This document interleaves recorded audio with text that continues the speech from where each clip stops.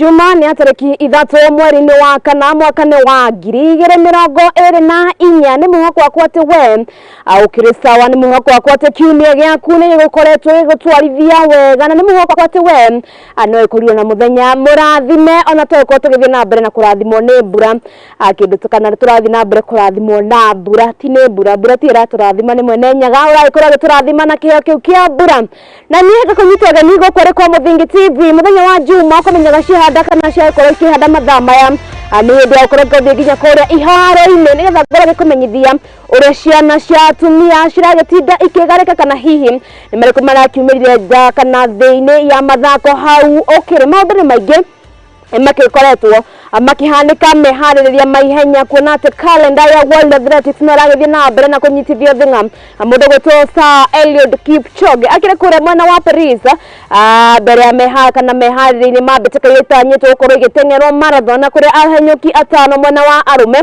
na mwena wa atano maritwa mao ni marakorwo makirekererio kiumia kihituku aria magukorwo makirukana aria magukorwo makirugamirira bũrũri wa Kenya guoka ni undu wigie mbĩtĩka ciake kana mbĩtĩka cia mahenya urikane ati mundu gwitwo Hellen Obiri ni ukorwo ningi akigeria gukorwo akihotana ihenya riri ria marathon kuona ati ni akorwo akieheria guoka ni ihenya ria gutwekana ihenya ria mita 10,000 na riu kuhinda riri tutagutema regu karibuni sana ni ria kwa Get Cowboy wa Jau kana kairĩtu ka mathako that sport girl gwiraga ni weekend tugacoka tukaingira weekend na riu tugakorwo tugita meta cia mathako korwo kiaraniria nani kure mwena wa Facebook ario Muthingi TV naguo mwena wakwa ni wa Boy Jau that sport girl no korwo giturira kure mwena wa YouTube korwo gitura urerera tabarira ya meta cia mathako ukiri mwena uriku iharo-ini KPL ni gicokereirie EPL ni gicokereirie ni gukorwo gikwira uya maundu magikarite kiumia kiu uririkane ati ikereka-ini ria keri ni tukoragwo na mugeni kuria tukorwo tugithoma maingi muno makiria megie iharo gwiraga ati mathako ni makoragwo me a very wide range ni yani kana ni maundu maingi muno makoragwo me ametolda kitu gukire aria makoragwo magikondoretagwo kana andu manikukoragwo na anyititani aige makiria aria maramataga mbĩtĩka referees acio othe kana niyo makoragwo magĩuka magakorwo magĩthondeka kindu kimwe gigakorwo gigitwo mathako na riu tutagutema regu ngorwo ngikunyitega ni guku niko Muthingi TV no meretio kinene njitikiria tukorwo tukirika nginya kuria iharo-ini na kwa gumenyithia atiriri ciana cia atumia cirakigarika githemba kiriko na tukiambĩrĩria turoga nginya kuria kaunti-ini ya Uasin Gishu na tabia ici ciĩgie Eldoret Marathon muthia meharĩria ni mathiĩte na mbere na kwambĩkwo kuria ni ihinda ria kiria gitagwo Lala Salama kuona ati mbĩtĩka ici ni ikoretwo ikigia andu a kucirugamirira no mwe wao ni speaker wa bunge mundu gwitwo Bosa mundu gwitwo Sholei na kuria mbĩtĩka ici tanyitwo kuria githakwo kana mahenya matanyitwo ko magitengerwo tariki-ini 21 na ni mweri-ini uyu na kuria athaki kana ahanyuki aingi kuma nja wa bũrũri ona nginya kuria kana kuria nginya guku kundu gwitwo bũrũri wa Kenya makoretwo makiyandĩkithia arugamiriri kana atabania a mbĩtĩka ici ni maugite ati angikorwo kwina mukenya hau nja ungienda kuhanyuka na ndari na mbia cia kwiyandĩkithia ihenya-ini riri makiri ciamba kana ni mehariirie gukorwo makimandĩkithia na kuria meorite a Kenya makorwo makiyumiria na njira nene gukorwo makinyita itemi mbĩtĩka-ini ici mwaka muhituku mwaka wa 2023 mahenya maya matiaikorwo magĩtabanio kuona ati gutiari na mundu wa kumahura njeki kĩmbeca no ĩndĩ mwaka uyu ni meritwo ati kwa tariki 21 niguo mahenya maya magakorwo makihanyukwo.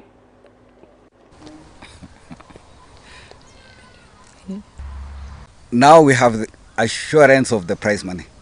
We will not postpone the race because of the prize money, and that is why Madam Sholei has said that the race must go on. So already we have the prize money in our AK account, and we should run the race. That is why AK is here. We sat down and we iron out all the things that the difficulties that we had. Now the race is recognized by AK and World Athletics, the way we said, and the prize money is there. So with Eldoret City Marathon, and I'm very proud of the founders to have thought of this idea And we must thank Moses Tanui to have thought of this idea to allow a marathon, to create a marathon here closer to where the majority of the young athletes who are training are. Wale athletes hawataweza kulipa hiyo fee ya 1,500, tutaweza kwa hiyo campaign ya adopt an athlete tutaweza kuwalipia. So usisema hauwezi kulipa, kwamba ukihitaji usaidizi wakati huo scouts watakuja pale katika makambi, unaweza kuwaeleza na wataweza kukusaidia kulink kuweza kulipiwa. Na pia hata siku yenye mtakuja fanya registration in person, kama ukijiona wewe unaweza kukimbia na umelemewa na hiyo 1,500 shillings, we shall be able to support you. I want just to say, for those athletes who will not be able to afford, like I said, some of these athletes are financially challenged and are not even able to raise the 1,500 shillings entrance fee. That is why we are appealing to well-wishers who have already put in some resources so that we make sure that no athlete is left behind because they do not have resources. Haya, ucietagwa mundu witwa Boss, mundu witwa Gladys Shelley, na naikorwo akiaria uhoro wigie mbitika cia Eldoret. Tugithia na mbere turikia nginya kuria nacio mbitika cia Keep Keino Classic na ritanyetwo kuhanika tariki-ini 20 ni mweri-ini wa kana, na kuria kana bengi ya Absa ni makoretwo makihura njeki ya mbitika ici kana mahenya maya na ciringi nginenge ciringi milioni 40. Mbitika cia Keep Keino igũkorwo igĩkũngũĩra mĩaka 21 kuma rĩrĩa ciakorirwo ikiambĩrĩria gũkũ bũrũri-inĩ, na kũrĩa maugĩte atĩ kĩgĩna gĩkĩ gĩa ciringi milioni 40 gĩtigũkorwo gĩkĩhũthĩka gĩothe, kuona atĩ nĩ matanyĩte gũkorwo makĩnyitirĩra timu ya arĩa makĩrĩ thĩ wa mĩaka 20 o rĩrĩ maragĩthiĩ na mbere kwĩharĩrĩria. Keep Keino Classic igakorwo ikĩhanyũkwo tariki-ini 20 kũrĩa kĩharo-inĩ kĩa Nyayo National Stadium gũkũ arĩ kaunti-inĩ ya Nairobi. I really don't know what to expect next week, but I'm excited. I know it will be a good run. I know I'm ready, looking at how I ran the Indo season, breaking the national record twice. So I know I'm ready for this one. Tuko ready. Fans mkuje kwa wingi. Uwanja iko open. Usikae kwa nyumba ukisema una watch kwa TV. I would wish to speak to two issues. The first one is the importance of this event to the ministry and this country in totality. You know, when we started speaking about the Keep Keino Classic, we had not appended the name Absa. And let me take this opportunity to congratulate Absa for walking into a space that is going to give them a plus in the business that they are undertaking in this country. Our commitment as Absa to sports has been dated over the last 10-15 years. As a brand, we believe in supporting sports across different facets. Over the last 10 years, Absa has invested up to 1.2 billion in sports, cutting from athletics to golf to football, just nurturing the spirit of sports in the country. We remain very committed to continue with this endeavor, and specifically around athletics, which we have now selected as our flagship sporting event to support as a brand. As Absa, we like to say your story matters, and there's nowhere where you find that coming alive than in athletics, where the young men and women who make the country proud. The profile of brands is made what it is by athletics. All athletics came with something called a world plan. A world plan to make sure that all the athletes get enough competition, they have enough opportunities, and they can earn money. So when it was decided, we in Kenya, as Athletics Kenya, we took the opportunity also to apply and to request World Athletics to allocate as one of the continental events here in Nairobi, which they did. And it has been done for the last 5 years, as it has been said here. And so, allow me to congratulate those who have been involved in this arrangement from that time up to today. Haya, tugatigana na icio ciĩgiĩ mahenya na rĩu turoge nginya mbĩtĩka-inĩ cia golf na iria tũgĩkoretwo tũkĩrora arĩ mbĩtĩka cia golf ya bengi ya KCB na kũrĩa weekend ĩno mbĩtĩka ici irorete nginya kũrĩa mwena wa Kakamega kũrĩa gũkorwo gũthakĩrwo kĩharo-inĩ gĩa Kakamega Golf Club na kũrĩa itanyĩte gũkorwo ikĩrehe makĩria ma athaki 200 na arĩa magĩkoretwo makiuga nĩ magũkorwo makĩnyita itemi bengi ĩno kana mbĩtĩka cia golf ya KCB athaki arĩa makorirwo makĩhotana mweri-inĩ wa Dithemba mwaka muhituku kuma kũrĩa iharo-inĩ cia Mombasa na Eldoret nĩ makorwo magĩkana onao nĩ makorwo makĩnyita itemi mbĩtĩka-inĩ ici nĩ cionete makĩria ma athaki 200 gũkorwo makĩyandĩkithia na gũkorwo makiuga nĩ magakorwo makĩnyita itemi mbĩtĩka-inĩ ici.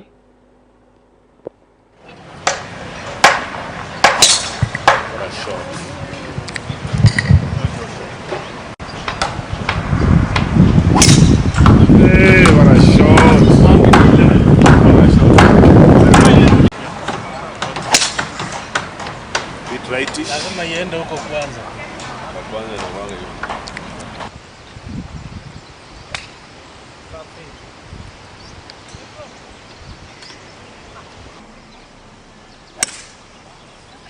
Nataka kurudi.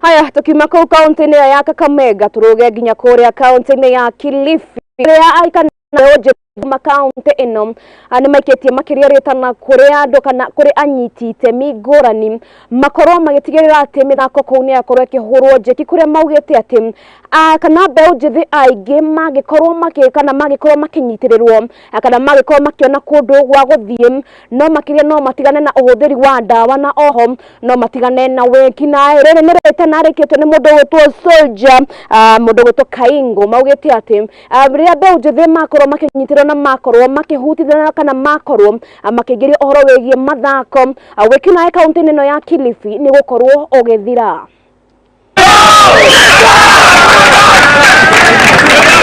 Vijana sasa tunajua michezo ni ajira, lakini michezo inahitaji kusapotiwa sana. Hivyo basi wajitokeze kwa sababu tunajua wana uwezo. Kampuni karibu 20 ziko, tuna kampuni za chumvi, kampuni za maji, kampuni mbalimbali ziko. Hivyo wajitokeze, waje tu support. Umeona sasa hivi Seven Aside ndio ina take over sana hapa Malindi. Seven Aside ina take over, lakini pia vile vile kwa wale ambao wameweza kutusupport pia vile vile tunasema asante sana. James Tuma ametoka Nairobi amekuja na tournament kama hii project, ni kongole kwake. Extreme Sport pia tunashukuru kwa support yao. Bado tunahitaji Premier League ya 7. Tulikuwa around 160 players ambao walikuwa na participate in this event. Sisi huwa tunafanya hizi event kwa sababu tunataka kukaribisha washikadau, ma sponsors ambao wanaweza kuja tushirikiane pamoja. Uwanja uko hapa, sisi tuko hapa, tushirikiane pamoja. Vijana wako na talanta nyingi lakini hawana possibility, yani hawapati kuonekana, hawapati mtu ambaye anaweza mshika mkono kumpeleka kwenye hata Premier League ya Kenya. So naomba washikadau kama mko hapo nje, sisi tuko available, tuko hapa, tushirikiane, tuangalie vijana tuwatoe mitaani badala ya kuzurura wao wanafanya ile hiyo hobby yao ambayo ni soka iwe kazi yao ya kujilipa. Basically, it's a personal initiative, or I can say it's a Inspire Soccer Academy initiative. Of course, a couple of counties, we have some which at times cooperate, But again, you know, the beauty is that we have teams in those counties, so we directly communicate to the teams, to the academies, and make sure that when they assemble, we have to pass around our message and do the program. So the cool thing is that we have the teams, and without the support maybe of the counties, we are also in a position to make sure that we run our programs. But my urge is that I believe with the devolution in our country, every county, it has to have those youth structures. They should have maybe youth leagues to make sure that these kids are competing each and every weekend.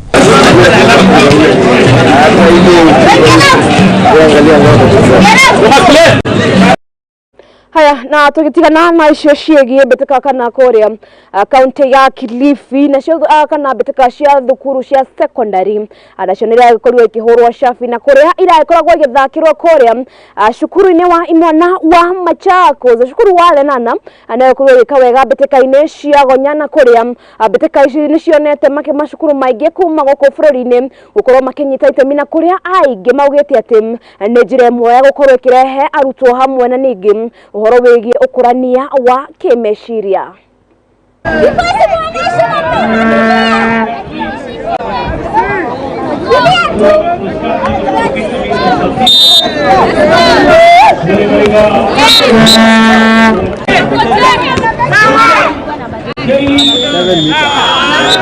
Zaidi yako nzuri.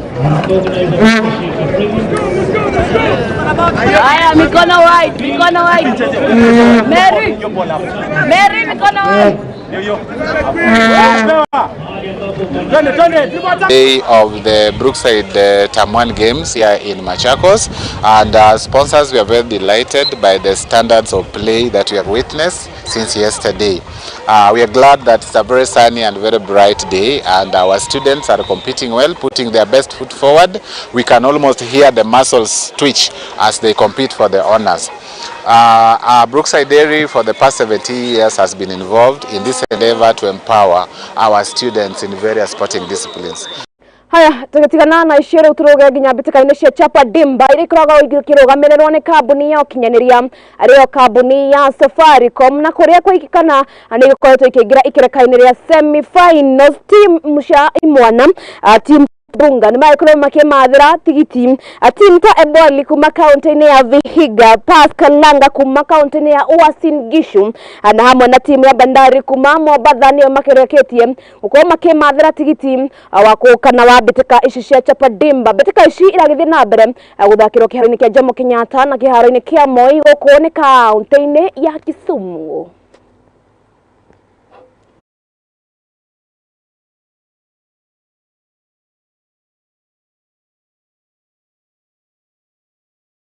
Kesho semi-final na hakishia tutachukua. Hapo nyuma defense communication yao ilikuwa mbaya, lakini tunatuongeleshe. Kesho tukikuja tunapiga wiki. Nimefurahia jo. Mimi kama captain inabidi nimepush team. Game imekuwa hard, lakini ni God ametupush. Tumetoka na win jo. Haijakuwa opponent tumecheza nao pia hawajakuwa rahisi, ni wase wenye wamejua ball pia. Sasa at least tumejigauge kwa hii game ya kwanza. At least wamefanya pia tukalan pia. Kwa hiki leo nimefurahi sana kidogo because nilijua because my target was to go to the final. So tunatarajia I'm expecting tomorrow's match against the win. Game plan ni kucheza vizuri na kufunga. Najipanga vile vile kwa sababu nataka tu ushindi kwa semis in the finali.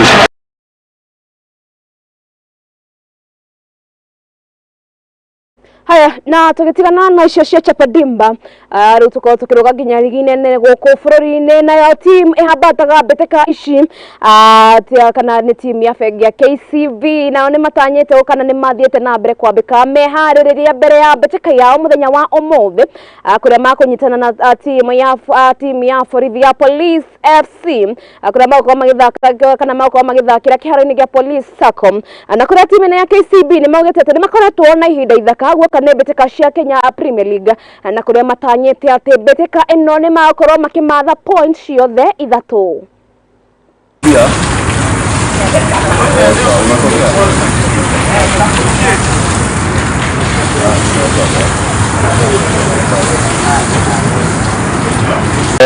Timu yangu tumejiandaa poa sana na tuko ready kwa game ya kesho.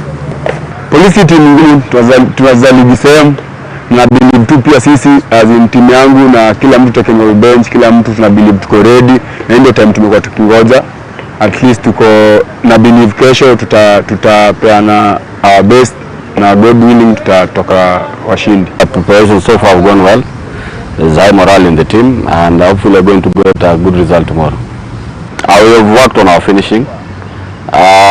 It's only the last match that we didn't score. Match we played against Bidco. But before Bidco match we were scoring goals. Bidco match was a little bit different because we had played Bidco previously. And having played a team and scored about 3 goals, then you play it again. But against Police, hopefully we're going to do the things right. Then we got to have a positive result. Giving the boys, they just have to have confidence in themselves and everything is going to work.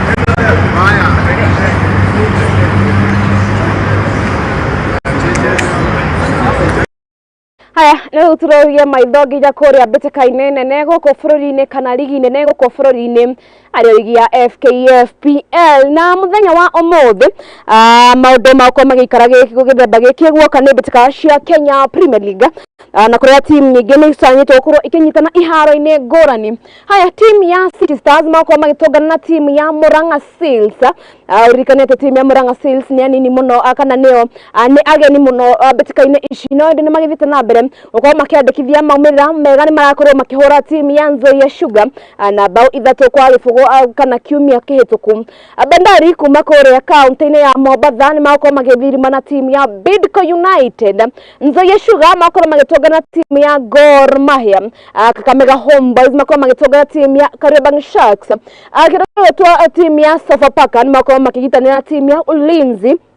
Na timu ya Fegi ya KCB mako magitongana na timu ya Police. Oririkane ati tukireka hinda-ini gaka na karia getagwo ga guthie kuhutia karurigi-ini tukuona ati kimera giki gia 2023-2024 ni gitanyetwo gukorwo gigiuka gukiinikirira na niguo makana guo niguo maundu muthenya wa umuthi makorwo magikara. Oririkane ati timu ya City Stars ni matonganite ringi na timu ya Murang'a Seals na City Stars ni maikoretwo kana hihi ni makoretwo makihe timu ya Murang'a Seals akahinda karito guoka ni uhoro wegie kumatha points ciothe ithatu. Bandari na ni makoretwo magika wega woka kuona nebitika cia mucii Bandari makoretwo makihota kana ni makoretwo makimatha points ciothe ithatu makorwo magithakira kuria kiharo-ini kana kuria mwena wa Mombasa kindu gitwa Mbaraki Stadium. Haya, timu ya Nzoia Sugar kwa magitongana timu ya Gor Mahia. Urikane ati Gor Mahia magithite na mbere gukurana haha kwa haha na tima kana na kirafu giki gia kana ni kirafu kia Tusker FC kiria kiri thi wa rungu wa Nyabara mundu gwetwo Robert Matano. Kakamega Homeboys magitongana timu ya Kariobangi Sharks na Sofapaka magitongana na kirafu kia Ulinzi Stars. KCB magitongana na kirafu gia Police.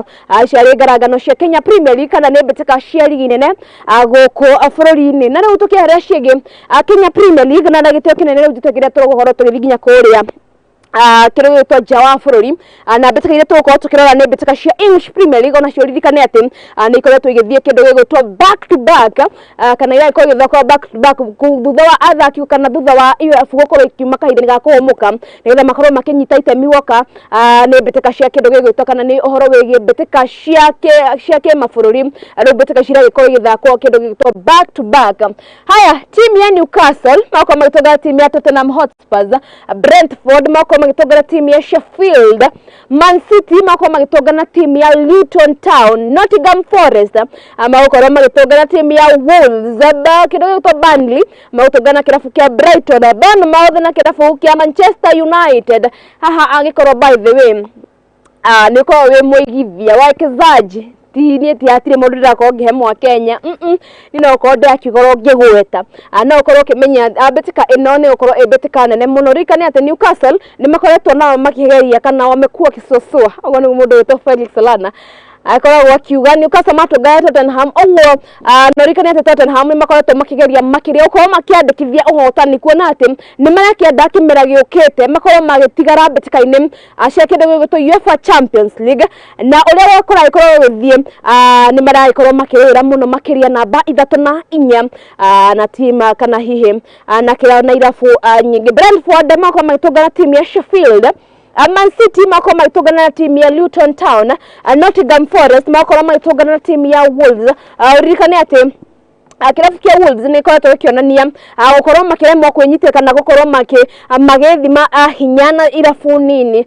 Ngiuga horo wigie irafu nini Nottingham Forest urikane ati ni makoretwo makiandikithia maumirira moru kana maumirira moru mbetikaini ici cia Premier League na magithigwo kurathie timu ya Nottingham mahota gukorwo magikwo kindu gigwitwo kuhagurwo kana kweherio kindu gigwitwo kana guthie relegation. Timu ya Burnley mako magitungana timu ya Brighton, timu ya Bournemouth kwa magitungana timu ya Manchester United. Urikane ati Manchester United maremetwo kamakiria kana maremetwo kwa makiambatira kuma namba 6. Urikane United kwa hinda riri makinamba namba 6. Ogwo ni kuga ati agikorwo betika no cithire muthenya wa umuthi kirafu kia United matigokorwo makihutia betika cia UEFA Champions League na urikane ati namba 1 na ithikana ya betika ici ni thite na mbere na kururirwo team ya Arsenal, Man City na team ya Liverpool. Na urikane ati betika ti nyingi iri tigarete gukorwo igithakwa na ugo kwa ihinda riri na ukorwo ukimenya no ukorwo ukihotana no ende namba 1 na 3 ni koretwo ikihe andu a hard time uko magi crack the nut ya kuga no ukorwo ukihotana betika ini ici cia English Premier League no ni twi mundu uri ta ukorwo gikuwa no akiri namba 1. Alright, ni ana dine gwati timu ya the Gunners kana timu ya Arsenal. Tizako tukiga matikuoya no riu ithe tuge atia. Haya, ni maundu makwa maika muthenya wa umuthi kwenda ni beteka ici cia English Premier League. Timu ya Tottenham Hotspur matogaya timu ya Newcastle, Brentford matogaya timu ya Sheffield, Man City mako maitoga timu ya Luton Town, Nottingham Forest mako maikogana na timu ya Wolves, Burnley mako maitoga timu ya Brighton, Bournemouth mako maitoga na timu ya Manchester United. Haya, wikana kimya gike beteka cia Europa League nacio nire kurwo igithakwo beteka ira kurwo igithakwo muthi wa Thursday. Na nugu maundu maikwa magikara timu ya Liverpool matogania na timu ya Atalanta, Benfica matogania Marseille, Milan matogania na kirafu kia Roma, Leverkusen magitogana na kindu gigwitwo West Ham. Udikane ati timu ya Milan matogana kana timu ya Milan matogana na Roma, timu ya Roma ni kurwo ikihotana bao 1 gwa gifugu. Benfica kama iko magitogana Marseille kuria timu ya Benfica ni maikoro makihotana na bao 2 kwa 1. Timu ya Leverkusen matogana timu ya West Ham, Leverkusen maikoro makihora timu ya West Ham na bao 2 kwa gifugu. Betika ira ikuwe kimakia andu aingi na andu ikiria Liverpool makorwo magitogana na timu ya Atalanta na kuria Liverpool makorwo makihorwo na bao 3 gwa gifugu na timu ino ya Atlanta. Klopp akana jage mundu gwitwa Jurgen Klopp akiria kindu ni gigwitwo interview ni akiruga kiugo nake he surprised akuona ati timu kana timu ya Liverpool ikihorwo ni Atlanta no kidara akiruga kiugo ni ati focus ya makiria kwa ihinda riri ni wegie gikombe giki kia kindu gigwitwo English Premier League no ugo nigo maundu ma Europa League maiko makihana. Liverpool maiko makihorwo ni team ino ya Atlanta adebetika ini cia Europa League ire cia ikorwo igithakwo muthi ni wa Thursday na nacia cikirikana hihi no githite na mbere na kwiyarira na kuria second leg na tuko tukiona team ici kana betika cia gucokeranwo team ici kana ni gukorwo igitiria maororo ma team ewe ege. Haya, betika inene makiria na betika ire ikoragwo igikirirwo orito na makiria ariyo betika ya kindu gigwitwo UEFA Champions League na rita riri by the way kegwire agikorwo he betika ira ikorirwo igikenia andu ne betika ici cia kindu gigwitwo UEFA Champions League kuona ati by the way andu ingi makiria ni maikoragwo kana hihi ni maratanyite team nyingi yuko ikiandikithia maumirira mega no by the way reke ngwire agikorwo hena betika ikoragwo ndito makiria ne betika ya English Premier League hamwe na betika UEFA Champions League na nikionaga makiria team nyingi agikorwo itikota ukorwo gikuwa gikombe giki nigeragia makiria ukorwo igitigara stage ne magiko magithaka betika cia UEFA Champions League. Haya, timu ya Bayern maikoro magitogana na timu ya The Gunners ariyo timu ya Arsenal kuria maikoro makima draw ya bao 2 kwa 2. Comment iri gĩtũmwo kũrĩa mwena wa social media mũdogo to Bukayo Saka kũrũa kĩroti gũtindake gũithia eno ti kĩndũ gĩtũ UEFA Champions kana eno ti kĩndũ gĩtũ English Premier League naguo nĩguo mũdogo to Bukayo Saka ongerera atĩ ndagĩka-inĩ ya mũico kana hihi agikorwo nakorwo kirorera betika iyo ya kindu gitũ kana betika no ya Bayern Arsenal ni kuona he handu Bukaya arakigwa na Arsenal makauga ni makuru makimwa bao no ende ongerera mundu witwa Bukaya Saka atiri handu akorirwo kihutia muthaki ucio wa Bayern na tutiraria out of rivalry kana nikim we are talking out of being sports analyst sawa haya timu ya Real Madrid makuru magitongana timu ya Manchester City na mundu witwa Phil Foden ni ucio no ingikorwo ngiuga kwa ihinda riri angikorwo hena muthaki ukoretwo ukionania consistency woka ne betika cia English Premier League na woka ne betika cia kindu gigwitwo UEFA Champions League ni kamwana kaka kindu gigwitwo Manchester City kuria maikorwo makima draw ya bao 3-3 na team ino ya kindu gigwitwo Manchester City. Haya, timu ya Paris Saint-Germain ariyo timu ya PSG ni makuru magitongana timu ya Barcelona kuria Barcelona Barca makuru makimatha pension ithatu kuria makuru makihura PSG na bao ithatu kana hihi na bao ithatu kwa igiri. Haya, Atletico Madrid makuru magitongana timu ya Dortmund BVB urikane guko ni ku mundu wetwa Jadon Sancho kana ni urare muthaki wa Manchester City yethiete na on loan kana na mukombo kuria kindu gitwa Atletico ni makuru makihura Dortmund na bao igiri kwa imwe. I thought was something that was unexpected. Ne Barca uko makihota kana makihota timu no ya PSG urikane ate mundu wetwa Kylian Mbappe akimera kana kimera gigiki gya 2023-2024 kinikirira atakorwa akiuma agakorwa agithie kuria kiharo-ini akana kuria mwena wa Real Madrid no rikane ati agikorwo by the way hena team egukorwo with a lot of talent na they need a very strong coach. Deuga mundu gutwa Thomas Tuchel ti mundu muguti mundu strong no Real Madrid needs a very kwa ihinda riri they need a very strong coach akuona ati ena talent nyingi makiria na ndirona kindu gigwitwo kana hihi team nyingi ikigeria kwirisha gwoka ni horo wigi kindu gigwitwo UEFA Champions League. Oya PSG makwe makihoro ni Barca rikane ati mundu gwitwo Xavi anakorwa kiuma eta kindu gigwitwo nyabara wa kirabu kia Barcelona akuona ati ni akoretwo akigeria he hinde Barcelona makite magakorwo ni makorwo dormant no indi Xavi akiuga tondu ni anathakira Barcelona ni tactics na ni kiria kingihonia Barcelona aikorwa ikamina aikorwa akiuga ati Barcelona ruri kwa idarere I need the glory area mari nayo aikorwa igicokera na aikorwa by the way no koretwo with consistency gwoka ni fan base ya mufira team ya Barcelona ni makoretwo makiandikithia maumire mega muno hindi ria mundu kana mundu gwitwo mundu andu magwitwo Iniesta Messi ria mari kirabu-ini giki kia Barcelona no ukorwo kimenya ni makoragwo magika wega. Atletico Madrid makorwo makihura team ya Dortmund na bao igiri kwa imwe noguo niguo betika cia UEFA Champions League ira ikorwo igeikara kiumia kiu no ndikiega na team yaku ni ikoretwo igitigara betika-ini ici die iriko uraikorwo kana ni team iriko uraikorwo kiona ta ukorwo kihotana kuria kana hihi agwoka ne betika ici cia UEFA Champions League team iriko by the way aikorwo gi support agwoka ne betika-ini ici cia UEFA Champions League. Haya mau no mamwe mato ikorwo tugikuhaririria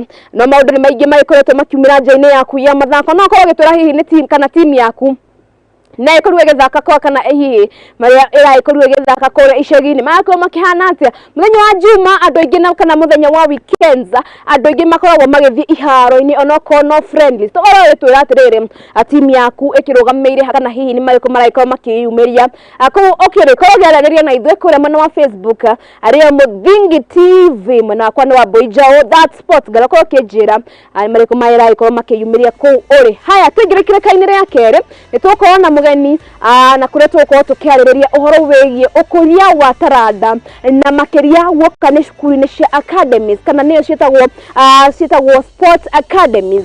Hihi ne makoragwo makinacha atia makoragwo makimenya atia uyu no athake kagi uyu no athake basketball uyu no akorwo strike uyu no akorwo captain ntukorwo tukimenya uhoro uria wegie kana uria academies nyingi cia sports ikoragwo kana cia mathako ikoragwo igitwarithio na mbere management hihi athaki kana ciana ciaga guka ni atia guthia na mbere na twakwenda kana riria ciana ciakorwo ikigraduate tondu o kindu kiambiriria ni kiri mwisho uguo ni kuga ati he handu academy ciana ikinyaga ikerwo riu ri ni wagie mathagu we ubuka makoragwo atia makihota ku replace na makoragwo atia makihota gutigana na consistency ni kirekaire ria keri ria safari ya metameta cia mathako ri kwa ihinda riri kindu ndenda twike ni twambe tugumuke tucokereria na mugeni witu atakorwo tukiaririria mau na mangi maingi twambe twikiria ni get kwa wa njeo kana kaire tuka mathako that sports girl ndemererie ndekorwo kindigira akore mwana wa Facebook karia Muthingi TV na mwana wakwa wa boy njeo that sports girl twambe twikirie ni turacokereria.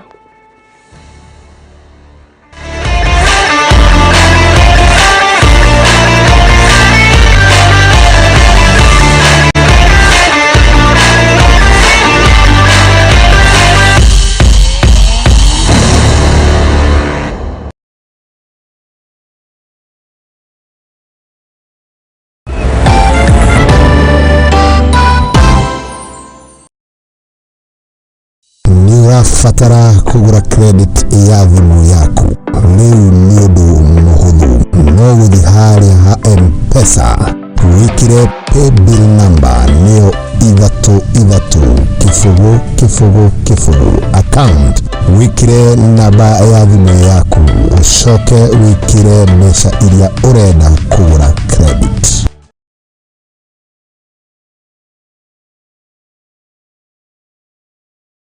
Uri murimi munini na ni uravatara ngwataniro na nyumba ya mohoro ihinda ni riri amu Muthingi TV ni irakuhe mweke wa kwanirithia kimenyithia niguo ukurie biashara yaku na njira nene. Tuhurire thimu kugerera +7 7 572 358 kana utwandikire email niyo sales@lookuptv.co.ke ukatutume ndugu na tutirithanie hamwe amu ndugu ni makinya.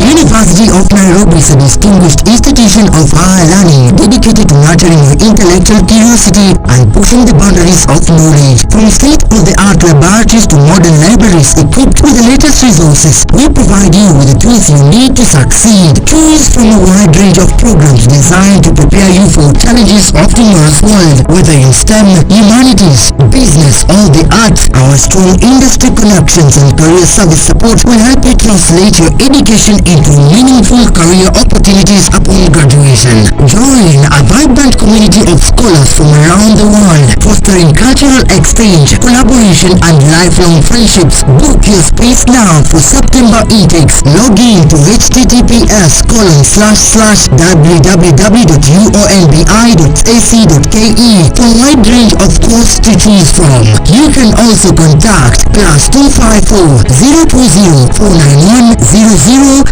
or email us at pr@ounbi.ac.ke.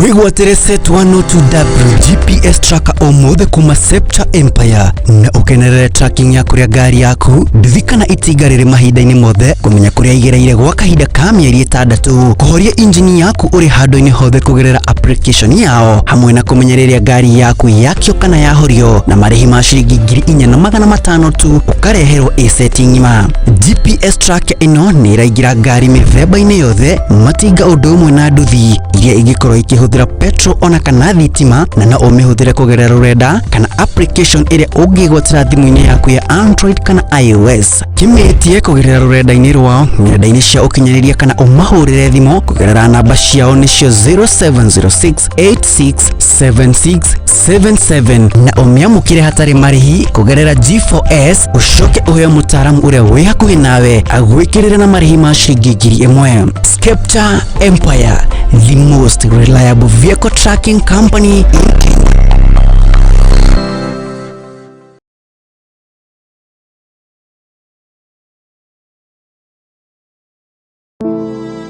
Alive nĩ gĩkundi gĩtarĩ gĩa gĩthirikari kĩrĩa gĩkoretwo gĩgĩcenjia maica ma andũ ngũrani Kenya yothe.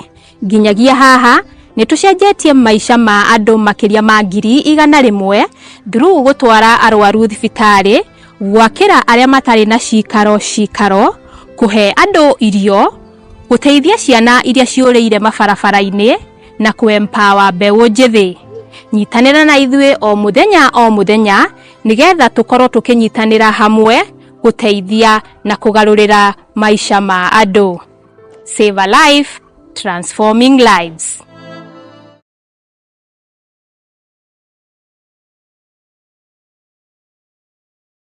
Muciari wina mwana urikitie thukuru na mucie na no wende egire na ugi wa mathomo na wira wa moko, murehe Hemlad Technical College Thika niguo athome kothi ta hair and beauty, fashion and dressmaking, catering and hotel management, electrical and electronics, plumbing, welding and mechanical engineering, international certificate of digital literacy, neo ICDL, motor vehicle driving course ya AER na ige nyingi. Igeranio citu ni cia NEC, KASNEB, ICM, NITA, oro hamwe na TVET certification.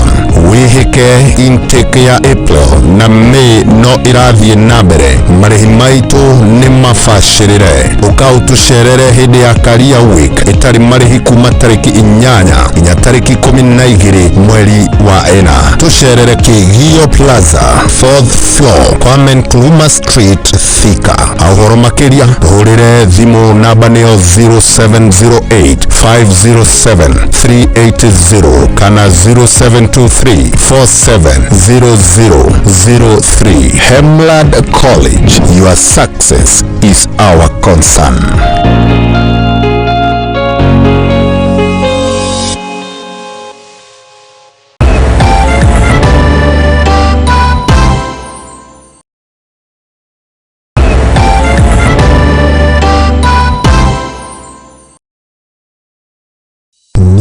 Fatara kugura credit ya thimu yaku riu ni undu muhuthu no guthi haria ha M-Pesa wikire paybill number nio 33 account wikire namba ya thimu yaku ucoke wikire mbeca iria urenda kugura credit.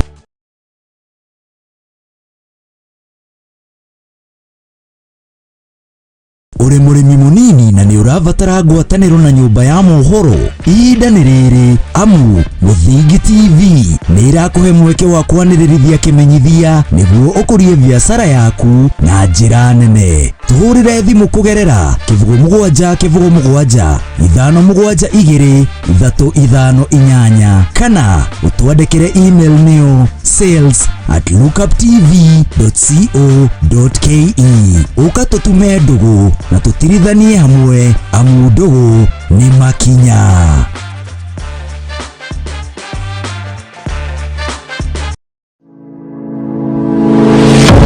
University of Nairobi is a distinguished institution of higher learning dedicated to nurturing your intellectual curiosity and pushing the boundaries of knowledge. From state-of-the-art laboratories to modern libraries equipped with the latest resources, we provide you with the tools you need to succeed. Choose from a wide range of programs designed to prepare you for challenges of tomorrow's world. Whether in STEM, humanities, business, or the arts, our strong industry connections and career service support will help you translate your education into meaningful career opportunities upon graduation. Join a vibrant community of scholars from around the world, fostering cultural exchange, collaboration, and lifelong friendships. Book your space now for September intakes. Log in to https://www.uonbi.ac.ke for a wide range of courses to choose from.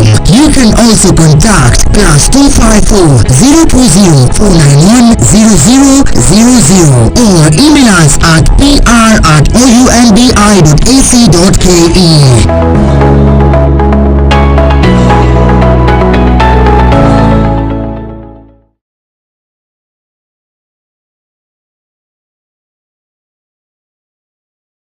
wigwatire set 102W GPS tracker omothe kuma Scepter Empire na ukenerere tracking ya kuria gari yaku ndithikana itiga riri mahinda-ini mothe kumenya kuria igereire gwa kahinda ka mieri 6 kuhoria engine yaku uri handu-ini hothe kugerera application yao hamwe na kumenya riria gari yaku yakio kana yahorio na marihi ma ciringi 4,500 tu ukareherwo setting ngima. GPS tracker ino ni iraingira ngari mithemba-ini yothe matinga undu umwe na nduthi iria ingikorwo ikihuthira petrol ona kana thitima na no umihuthire kugerera rurenda kana application iria ungigwatira thimu-ini yaku ya Android kana iOS. Kimetie kugerera rurenda-ini rwao nenda-ini cia ukinyaniria kana umahurire thimu kugerera namba ciao nicio 0706867677 na umiamukire hatari marihi kugerera G4S ucoke uheo mutaaramu uria wi hakuhi nawe agwikirira na marihi ma ciringi 1,000. Scepter Empire, the most reliable vehicle tracking company in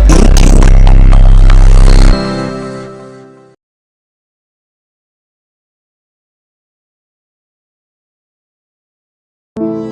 Save a Life nĩ gĩkundi gĩtarĩ gĩa gĩthirikari kĩrĩa gĩkoretwo gĩgĩcenjia maica ma andũ ngũrani Kenya yothe. Nginyagia haha nĩ tũcenjetie maica ma andũ makĩria ma 100,000 through gũtwara arwaru thibitarĩ, gwakĩra arĩa matarĩ na cikaro, kũhe andũ irio, gũteithia ciana iria ciũrĩire mabarabara-inĩ na kũ-empower mbeũ njĩthĩ. Nyitanĩra na ithuĩ o mũthenya nĩgetha tũkorwo tũkĩnyitanĩra hamwe gũteithia na kũgarũrĩra maica ma andũ. Save a Life, transforming lives.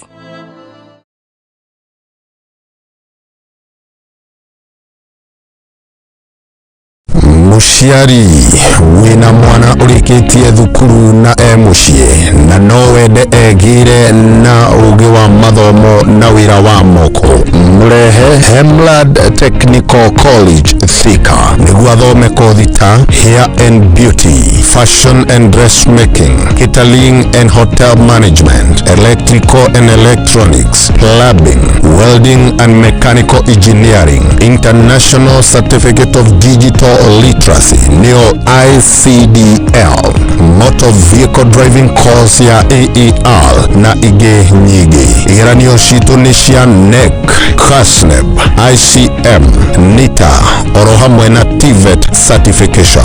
Wihike intake ya April na May no irathie na mbere. Marihi maitu ni mafashirire ukautucerere hindi ya Career Week itari marihi kuma tariki 8 nginya tariki 12 mweri wa ena. Tucerere Kigio Plaza 4th floor Kwame Nkrumah Street Thika. Ahoro makiria tuhurire thimu namba nio 0708-507-380 kana 0723-470003. Hemlad College, your success is our concern.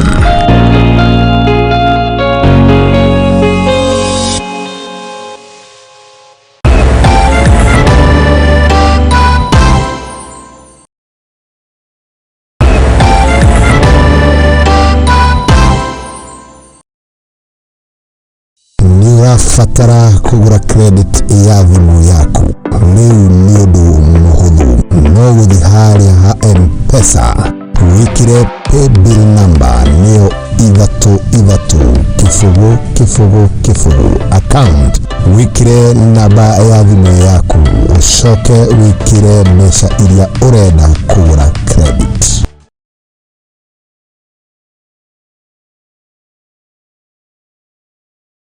Uri murimi munini na ni uravatara ngwataniro na nyumba ya mohoro ihinda ni riri amu Muthingi TV ni irakuhe mweke wa kwanirithia kimenyithia niguo ukurie biashara yaku na njira nene. Tuhurire thimu kugerera 0717-572-358 kana utwandikire email neo sales@lookuptv.co.ke ukatutume ndugu na tutirithanie hamwe amu ndugu ni makinya.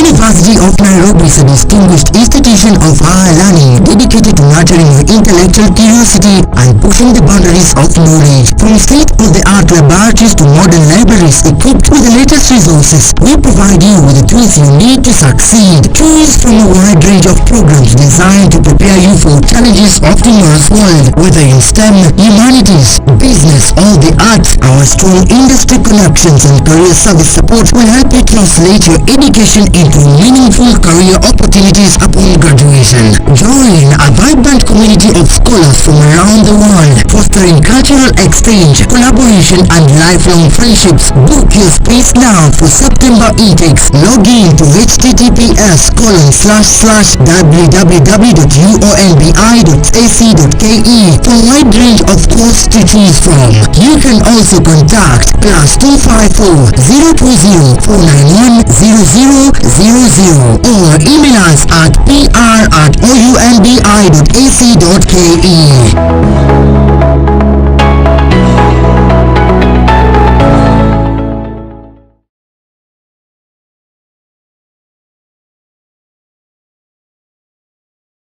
wigwatire setwano to GPS tracker omothe kuma Septa Empire na ukenerere tracking ya kuria gari yaku ndithikana itiga riri mahinda-ini mothe kumenya kuria igereire gwa kahinda ka mieri 6 kuhoria injini yaku uri handu-ini hothe kugerera application yao hamwe na kumenyereria gari yaku yakio kana yahorio na marihi ma ciringi 4,500 tu ukareherwo setting ngima. GPS tracker ino ni iraingira gari mithemba-ini yothe matinga undu umwe na nduthi iria igikorwo ikihuthira petrol ona kana thitima na no umihuthire kugerera rurenda kana application iria ungigwatira thimu-ini yaku ya Android kana iOS. Kimetie kugerera rurenda-ini rwao nenda-ini cia ukinyaniria kana umahurire thimu kugerera namba ciao nicio 0706867677 na umiamukire hatari marihi kugerera G4S ucoke uheo mutaaramu uria wi hakuhi nawe agwikirira na marihi ma ciringi 1,000. Septa Empire, the most reliable vehicle tracking company in Kenya.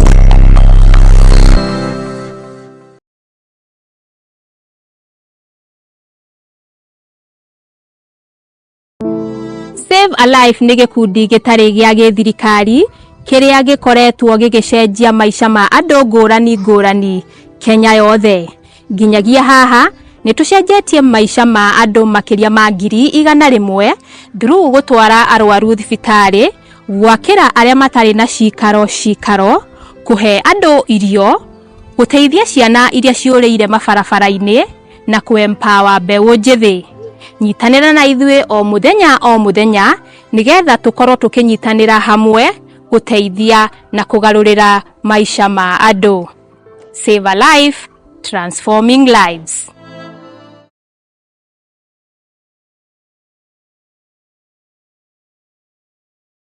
Muciari wina mwana urikitie thukuru na mucie na no wende egire na ugi wa mathomo na wira wa moko murehe Hemlad Technical College Thika niguo athome kothi ta hair and beauty, fashion and dressmaking, catering and hotel management, electrical and electronics, plumbing, welding and mechanical engineering, international certificate of digital literacy neo ICDL, motor vehicle driving course ya AER na ige nyingi. Igeranio citu ni cia NEC, KASNEB, ICM, NITA oro hamwe na TVET certification. Wihike intake ya April na May no irathie na mbere. Marihi maitu ni mafashirire ukautucerere hindi ya Career Week itari marihi kuma tariki 8 nginya tariki 12 mweri wa ena. Tucerere Kigio Plaza 4th floor Kwame Nkrumah Street Thika. Ahoro makiria hurire thimu namba nio 0708 507 380 kana 0723 470003. Hemlad College, your success is our concern.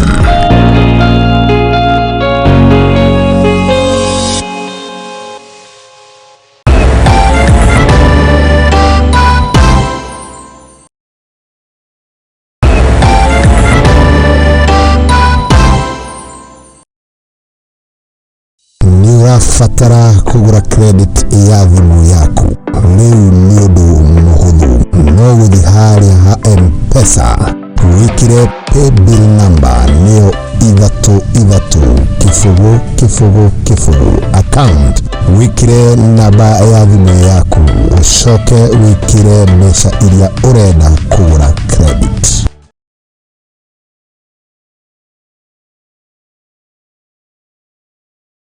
Uri murimi munini na ni urabatara ngwatanĩro na nyũmba ya mohoro ihinda nĩ rĩrĩ amu Muthingi TV nĩ irakuhe mweke wa kwanĩrĩrithia kĩmenyithia nĩguo ũkũrie biacara yaku na njĩra nene. Tuhũrĩre thimũ kũgerera 0777-235-358 kana ũtwandĩkĩre email nĩyo sales@lookuptv.co.ke.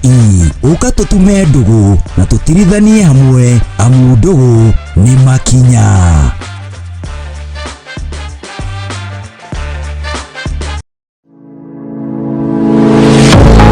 University of Nairobi is a distinguished institution of higher learning dedicated to nurturing your intellectual curiosity and pushing the boundaries of knowledge. From state-of-the-art laboratories to modern libraries equipped with the latest resources, we provide you with the tools you need to succeed. Choose from a wide range of programs designed to prepare you for challenges of tomorrow's world. Whether in STEM, humanities, business, or the arts, our strong industry connections and career service support will help you translate your education into meaningful career opportunities upon graduation. Join a vibrant community of scholars from around the world, fostering cultural exchange, collaboration, and lifelong friendships. Book your space now for September intakes. Log in to https://www.uonbi.ac.ke for a wide range of courses to choose from. You can also contact +254 020 491 0000 or email us at pr@ounbi.ac.ke.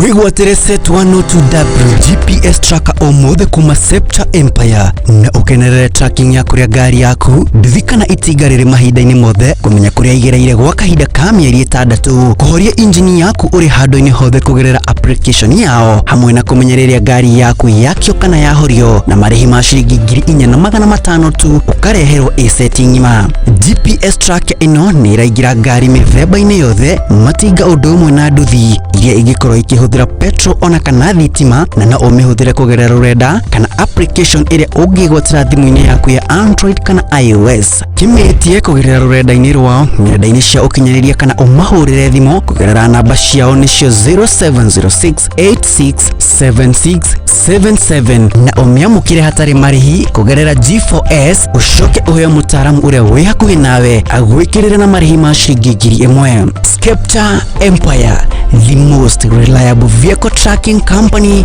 Kenya.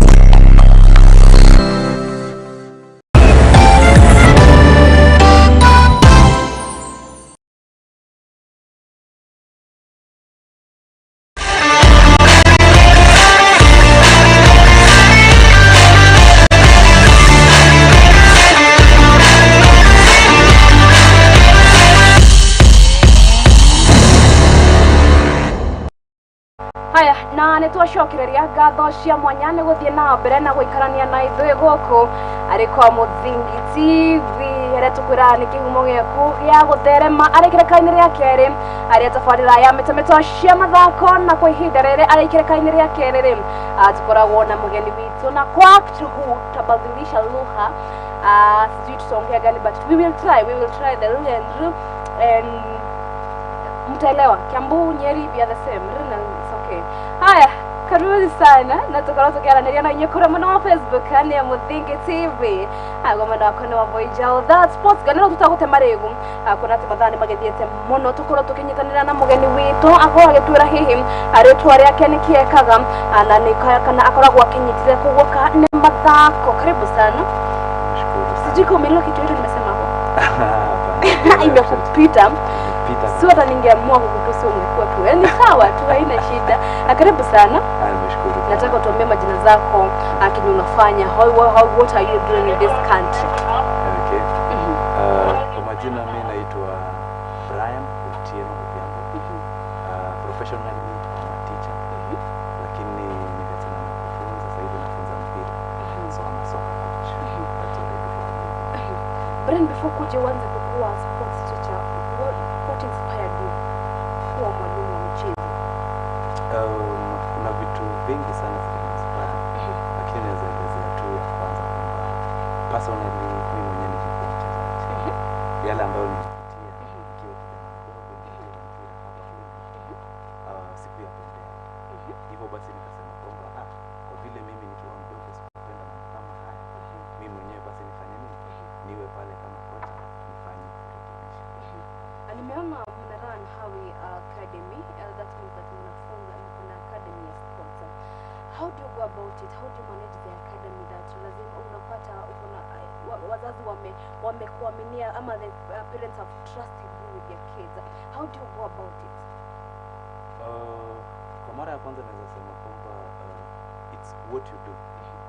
The feedback ambayo watoto wanachukua na wanapeleka nyumbani. Feedback ambayo watoto wanachukua na wanapeleka nyumbani. That's where the trust comes.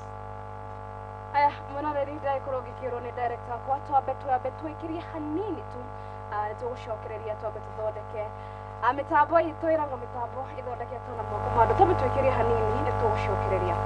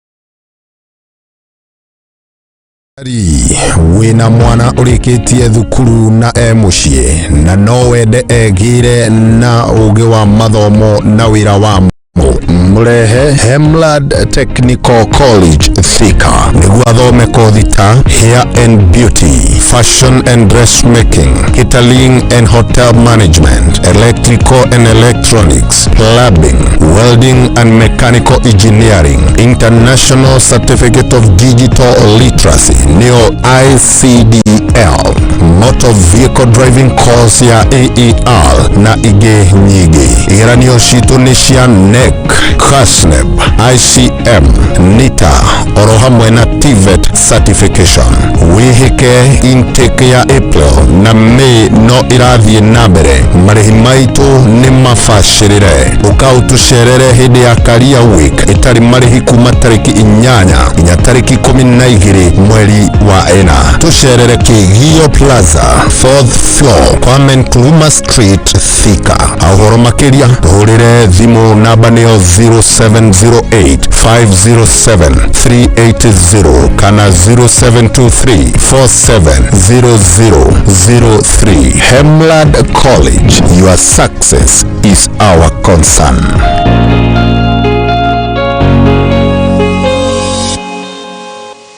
Ni urafatara kugura credit ya thimu yaku. Leu ni undu muhuthu. No guthi haria ha M-Pesa wikire paybill number neo 33 account wikire namba ya thimũ yaku ucoke wikire mbeca iria urenda kugura credit.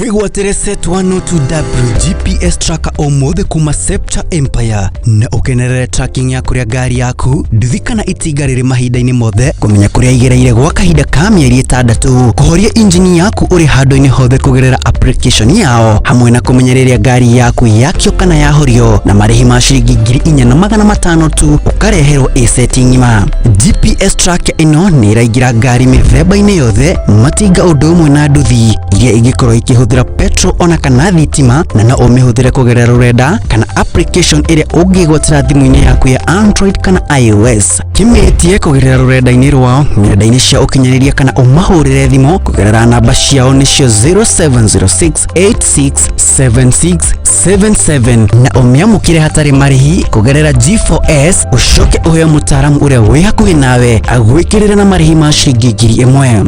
Septa Empire, the most reliable vehicle tracking company in Kenya.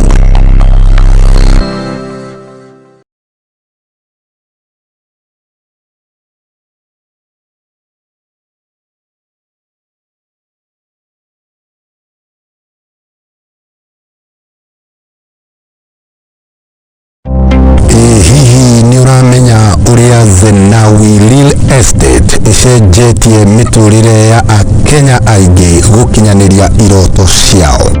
Na riu turakurehera Juja Gardens Phase 6 na iria iri mwena wa Juja tugakwenderia muigana wa ciringi 850,000.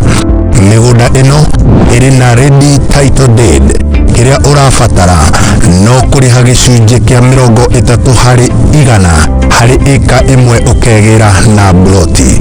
Ririkana migunda ino iri na mai, thitima na barabara njega. Ni undu wa uhoro makiria tucerere mwena wa Royal Gitwamba Plaza second floor kana utuhurire thimu namba nio 0794880000. Namba ya thimu ni 079488 pata title uitwe bosi.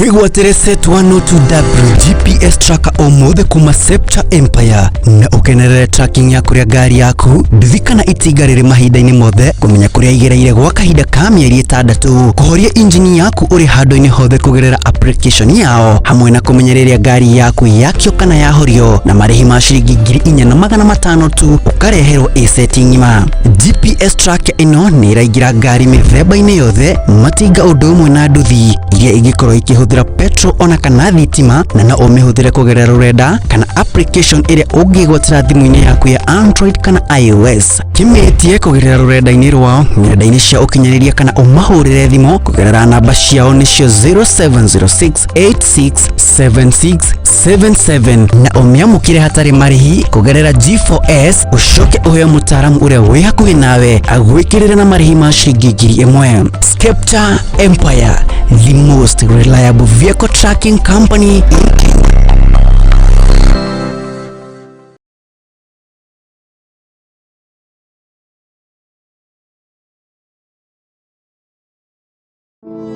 Save a Life nĩ gĩkundi gĩtarĩ gĩa gĩthirikari kĩrĩa gĩkoretwo gĩgĩcenjia maica ma andũ ngũrani ngũrani Kenya yothe. Nginyagia haha nitucenjetie maisha ma andu makiria ma ngiri 100 through gutwara arwaru thibitari, gwakira aria matari na cikaro, kuhe andu irio, guteithia ciana iria ciureire mabarabara-ini na kuempower mbeũ njithi. Nyitanira na ithuĩ o muthenya nigetha tukorwo tukinyitanira hamwe guteithia na kugarurira maisha ma andu. Save a life, transforming lives.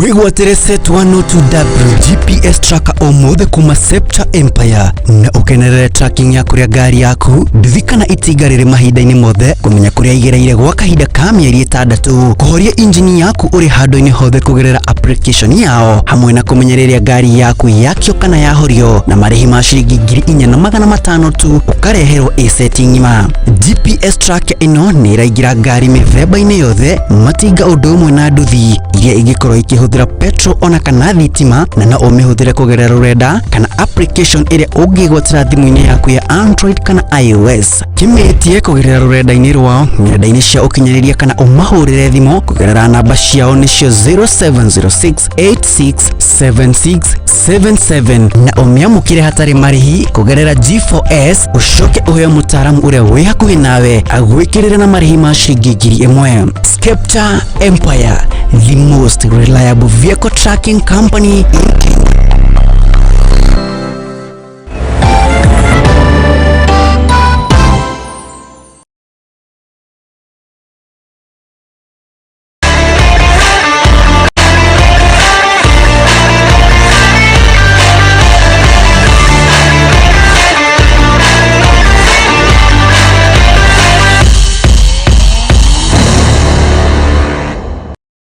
Na nitwacokereria ngatho cia mwanya ni guthie na mbere na guikarania na ithui tugucunge muhera ni undu wa technical hitches ni maundu makoragwo makihanika neno ni studio na ro tutagukorwo tugite marevu na ikerekana ni ikerekaine ritu ria keri ria metameta cia mathako ria kwa Get Boy Wanjao na studio ni tukina mugeni haria tugukorwo tukiaria uhoro wegi academies na makiria kana uria maikoragwo magikoria taranda ku tutagute marevu tukorwo tukinyitanira na mugeni witu. Karibu sana. Nimeshukuru sana. Pole sana. Najua unashindwa ni nini, tunakuamsha, tunaketisha, tunakuamsha, tunakuketisha tena. Ni studio mambo hufanyika. So nataka tuanze tuintroduce tena alafu tuseme Kenya tunafanya. Kwa majina naitwa Otieno Odhiambo Brian. Nilisema kwamba mimi ni soccer coach. Na tena vile vile pia nimesomea ualimu. Naam. Brian, ukianza kukua ukikuwa kocha, ni mashida gani unapitianga? Mashida ni mengi sana. Naweza peana labda kama 2 ama 3 hivi. Shida ya kwanza kabisa ni kwamba finances. Mambo ya hela. Unapata kwamba to run an academy you need a lot of cash inflow. Tuseme kwamba unataka kutoa watoto kutoka sehemu moja kuelekea sehemu nyingine. Hivyo pale basi utahitaji transport. Vile vile pesa tena utahitaji vitu kama facilities. Kwa vile tuko development stage in soccer, kwanza mimi na believe kwamba pale ambapo tuko development stage lazima equipment iwe sawa. Kila mtoto ambaye atakuja kucheza pale, kila mmoja lazima kuwe na mpira yake. Kila mmoja lazima kuwe na mpira yake. Mpira yake kwa nini? Kwa vile sasa football ni ya watu 11 mbona kwa na mpira yake? Sasa ni development stage. Pale hivyo unapata kwamba tunachukua watoto from age 5. Mtoto wa age 5 unapata kwamba hajui chochote pale. Wewe mwenyewe ndio utaweza kumuelezea kwamba hii ni mpira unafaa ufanye hivi na hivi. Pale ambapo humpatii hiyo mpira ya kucheza nayo, atarudi nyumbani bila mwenyewe kuridhika. Naam. Ukikuja umesema mnachukua kutoka age group ya 5 kwenda juu. How do you come to notice that mtoto ni mzuri na striking, ni mzuri na kama yeye ni mzuri na defending? How do you come to unakujaje kujua strength ya mtoto? Mara nyingi unapata kwamba jinsi yeye mwenyewe anavyocheza. Unapata kwamba at the age of 5 unafaa kuna train naye kama miaka kama 2. by the time anafika 7 years mkiwa naye pamoja, wewe mwenyewe utaweza kuelezea. Utaona kwamba labda huyu ni mtu anapenda mambo mingi, labda anapenda kuchenga ama labda kiwa pale mbele akifunga bao anaenda na kimbia na celebrate. So hivyo ndo utajua. Labda yeye pengine mara nyingi akipata hiyo mpira hataki kuwa mchoyo nayo. Anataka ashinde amegawia watu. Hivyo basi utajua huyu ana akili ya midfield. Huyu ana akili ya defender. Huyu since akipata mpira pale anataka tu apige pale kwenye goal post. Hivyo basi utajua kwamba huyu basi sasa ni strike. Then unaanza kumtrain hapo. How do you make that mnapata uko na consistency ya watoto? Putting in mind that kuna wakati mtoto amekuja amefikisha kiwango fulani ya miaka ameondoka. How do you make sure that academy haijaachwa bila watu? Mara nyingi hiyo hata si haipo mikononi mwetu sisi kama makochi. Mara nyingi unapata kwamba academy ni mahali ambapo ni kama shule. Mtoto ataweza kukuja pale na kuondoka. Pale ambapo mwingine anaondoka, mwingine anaingia. Ni kama tu shule. Naam. Ukiangalia especially because the kids are our future marigas na our future wanyama. Ukiangalia kwa academy yenye huko, how is the passion kwa watoto kutoka kwa watoto? Passion iko juu zaidi. Unapata kwamba hata siku hizi si ati hawatazami hata mpira ya Kenya kwanza. Wanatazama ile mpira ya Europa kule English Premier League. Wengi wao sana wanataka kucheza kule.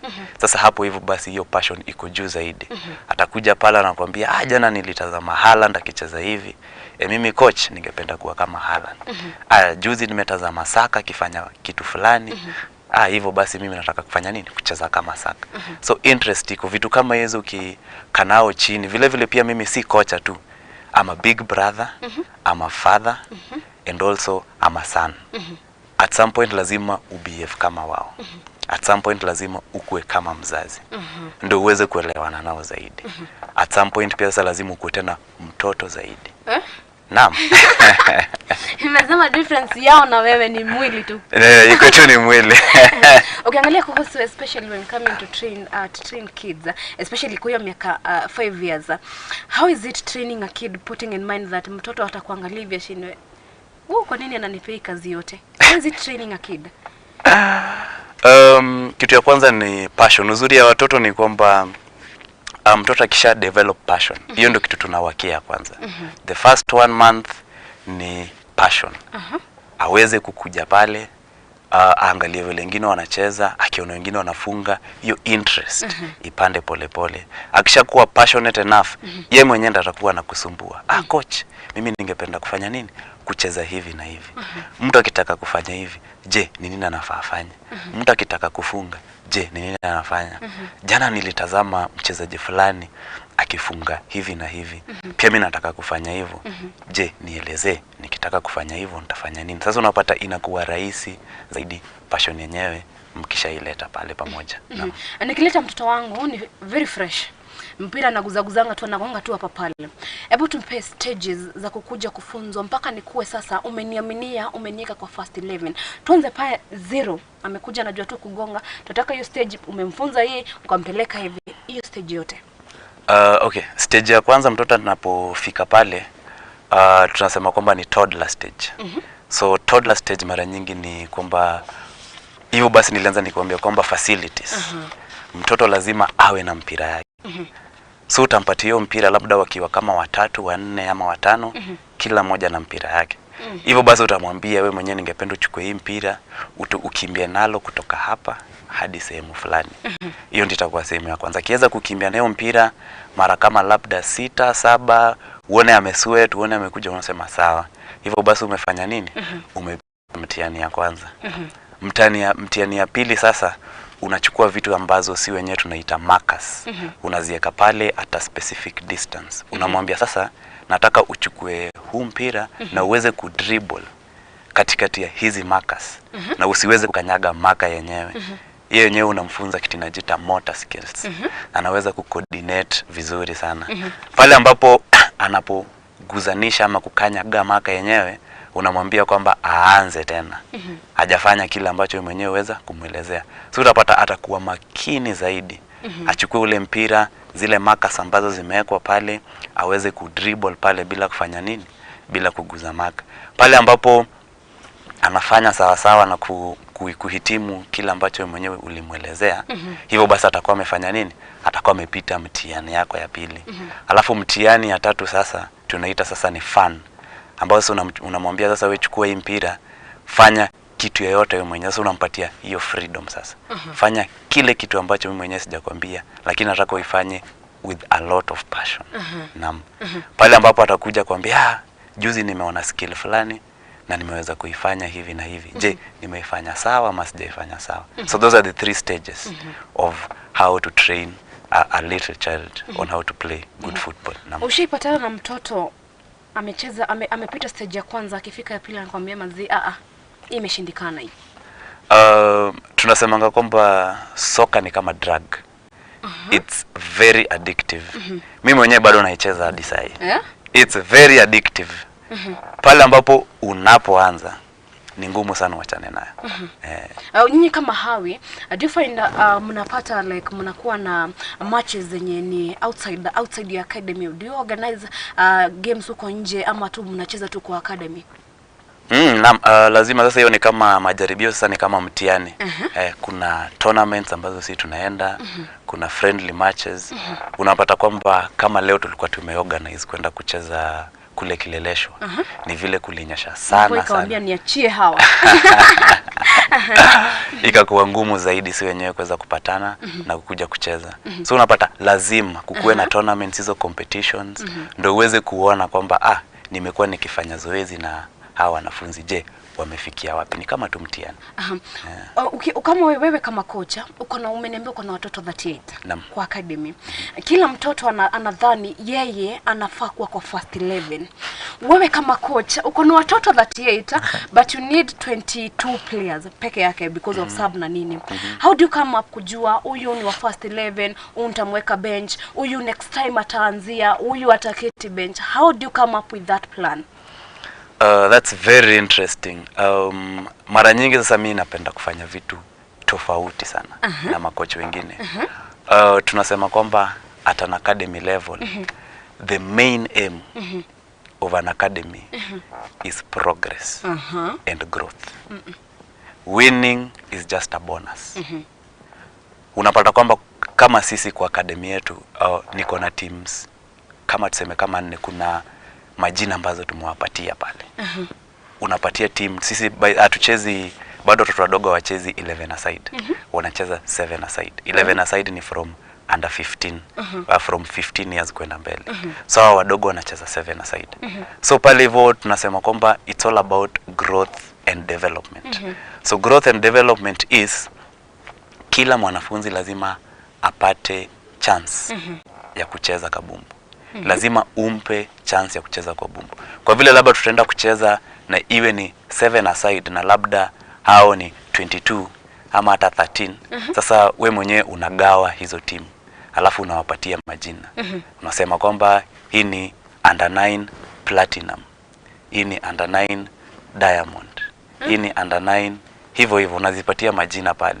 Sasa kwa vile sasa wanajua kwamba akina nani wako under 9 diamond, watainua mkono wanafunzi 7 watatoka pale waende wacheze. Usema leo sichezi na under 9 diamond, nacheza na under 9 platinum. Wangapi wako under 9 platinum? Watainua mkono pale na wataweza kucheza. How deal with mtoto amekuwa maybe amekosa a playing time because maybe skills zake bado hazijakufurahisha wewe, but kabisa anataka kuwa kwa first 11. Ushipatana na argument kama hiyo, and how do you deal with it?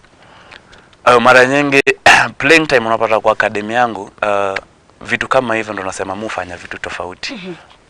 Mara nyingi watoto wengi wanatoka kwa academies zingine wanakuja kwetu kwa vile wanasema kwamba coach fulani na fulani anaweza kumwambia kwamba bado hajafika kiwango. Sasa that's why sisi kama Hawi, mimi kama coach nimeweza kugawanisha timu. Kila mwanafunzi lazima apate playing time. Sasa hiyo haijakuwa issue yoyote pale. Kila mtu lazima atapata playing time. Let's say tuseme tumeenda kucheza maybe na Galaxy. Mimi mwenyewe na request coach wa Galaxy, namwambia kwamba nitaweza katika kategori ya under 9 years, nataka nicheze na nyinyi mara 3.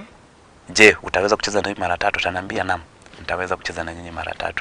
Mimi mwenyewe najua kwamba nimesema mara 3 juu ya nini? Niko na under 9 21. Sasa nitaweza kuwagawa katika 3 categories. 7 7 7.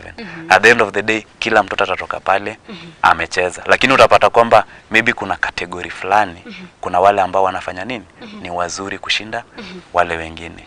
Sasa pole pole ule akitoka katika ile category akiwa amebobea kidogo unamweka katika category nyingine. Hivyo hivyo so unapata kwamba kama Hawi labda Diamond ndio ile category ambayo ni kali zaidi. Sasa watakuwa natolewa pale. Ndo mwana Manchester. Naam.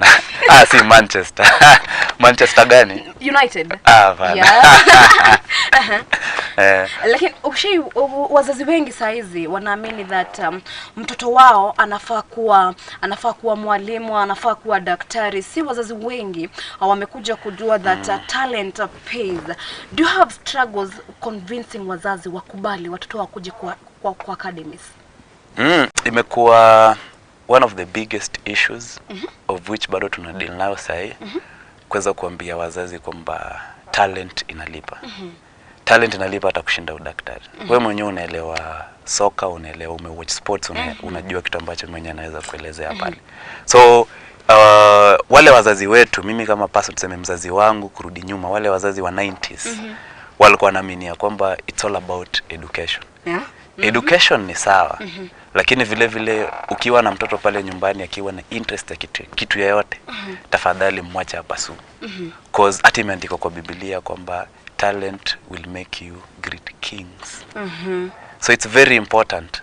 Talent ni kitu utafanya bila a lot of effort, nitakulipa zaidi kushinda kazi yenyewe. So tuna struggle sana, lakini najua with time, najua in the next around 3 to 4 years, wazazi ambao watakuwa naleta watoto bringing kids, itakuwa very easy because wao wenyewe watakuwa wameelewa kwamba the world of talent pays a lot of money. Umesema mko county ya Kajiado.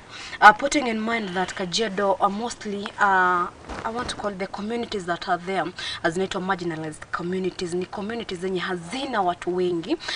How do parents especially from those communities take you as how ya kada mmeenda kujiuza, mmeenda kuuza sela huko nje? How do they take you? As in how do they tell you that mimi nitone achilie mtoto wangu akuje? How do they take it? Imekuwa ni challenge kubwa sana, lakini unapata kwamba si tuko pale Ongata Rongai. Ongata Rongai is si usema kwamba ni diaspora. It's one of the good estates around. Vile vile tuko pale Nazarene University. Hapo kando ya Nazarene University tuko na estate inajiita Twala. So Twala estate vile vile ni unapata watu wengi ni wale ambao wametoka huku Nairobi, wamepata pesa zao wameenda kujenga kule Twala. So ni an upcoming estate ya kidogo watu ambao at least wako na something in their pockets. So ni watu ambao mkiongea nao hamwezi vutana sana kumwelezea kwamba ningependa kuchukua mtoto wako nimpeleke kwenye academy. Lakini kule Kajiado ya ndani hivyo basi tuko na hiyo shida bado. But nyinyi kama Hawi, what are you doing to make sure that you running in the right process ya kukua, at least mnachukua wale watoto from the communities there wanatoka kuchunga to bring them there? Mara nyingi nilikuwa nafanya marketing yangu kutoka kwa mashule. Unaenda pale unazungumza na mwalimu mkuu, unamueleza kwamba ningependa kuzungumza na watoto, uenda wakawaambia wazazi kwamba siku fulani na fulani kutakuwa na event pale Nazarene University. So tafadhali wakiwa interested waweze kupiga simu fulani, unawapatia namba pale, na ukienda wakifika nyumbani wanapatia mzazi simu, wanapatia mzazi namba na mzazi anaweza kupiga, mnajadiliana na yeye, mkikubaliana anaweza kuletwa pale. Based na experience yako ya kucheza, alafu sasa umekuja umechukuana na watoto, do you sometimes unachanganyikiwa kidogo, like umezoea kucheza na watu wakubwa alafu unaona nini haka wewe gonga mpira wewe? What is the experiences in umetoka like from huko juu alafu sasa tena umerudi chini? Experience sema kidogo, coaching si kazi rahisi. Inataka kitu ambayo inajiita patience. If you're not patient enough, huwezi handle kids. Kitu ya kwanza lazima uweke at the back of your mind is that hawa ni watoto. They are here to learn. So mistake is always. So unasema kwamba out of 100% they'll make mistakes 99% of it. Only 1% will be right. Ukiwa na that type of mentality, then you can coach young kids. But ukiwa na ile mentality ya a winning mentality, nataka wasifanye mistake yote, itakuwa ngumu sana. Utashinda umetusi mtoto wenyewe, utashinda umekanyaga mtoto wenyewe, na si wenyewe tutaki hivyo.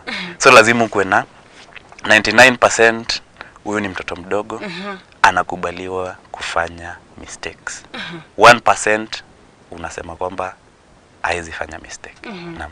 How do you deal na pressure ya mena game? Kabisa unataka kujua hapa hatufai kushindwa. How do you deal na hiyo pressure ya maybe mmeingia first half mmetandikwa, mkirudi second half? How do you deal especially kwanza watoto wanakuanga na ile nini ya kujirudisha like kwani tumepigwa? How do you deal with that pressure ya we want to win but first half imefika tumetandikwa? Mara nyingi it's all about jinsi ambao wenyewe na siku hizi pia kuna kitu inajiita sport psychology. So tunafanya vitu mengi sana pale kwenye academy. Tuko hadi na sports psychologist. Anaweza kuja kuzungumza nao pale. Kueleza kwamba it's not always just about winning and giving up. In life, football is life. What happens pale ambapo nyi wenyewe mna lose? It's very possible at the end of the day mfanye nini? Mtoke pale chini na pia nyinyi mfanye muwin. So ukisheka hiyo kwa mindset yao, so pale ambapo nyinyi mwenyewe mna lose, unawakumbusha kwamba do you remember zile sessions mlikuwa na sport psychology? Aliweza kueleza nini? Aliweza kutuambia nini? Kwamba everything is possible when you put your mind in it. That's one of the things sisi kama Hawi tuna believe. Everything is possible when you put your mind in it. So unapata kwamba if you give them that type of encouragement, inakuwa very easy for them kutoka from a losing ground to a winning ground.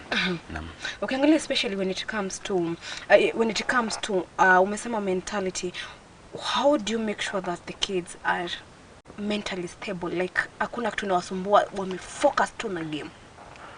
Mara nyingi sasa hiyo ndo challenge. Juu unapata kwamba watu wanatoka different backgrounds. So what I do as nilianza kuambia kwamba I try to be a kid, to be a brother, to be a father and be a coach at the same time. So ndo nijue ni nini namsumbua, I have to be a kid. Ndo niweze kumsaidia, I have to be a father.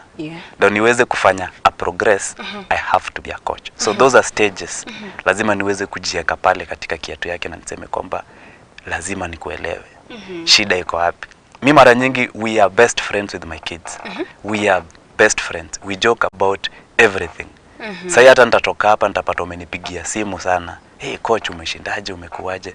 We've created a family. To create family pale. So it's very easy for them to open up. Asipokuwa ready kucheza atakwambia, "Eh coach, mimi jana mama alinifanyia hivi na hivi. Siko tayari kucheza." Unamvuta pale kando, unampatia mawaidha dakika kama 2-3. After that umeboost morale yake kutoka kwa losing mentality to a winning mentality. Umeongea kuhusu ati mamangu alinifanyia kitu fulani. Do you feel like parents affect their kids mentality? Because kama leo kuna mzazi mahali nilipitana na venye alikuwa kwa simu and I could tell huyu ni mtoto wake, na venye anaongea ungesikia manze mtoto huko nje ako tormented. Do you feel like sisi wazazi we are making it hard for our kids to focus on what they want?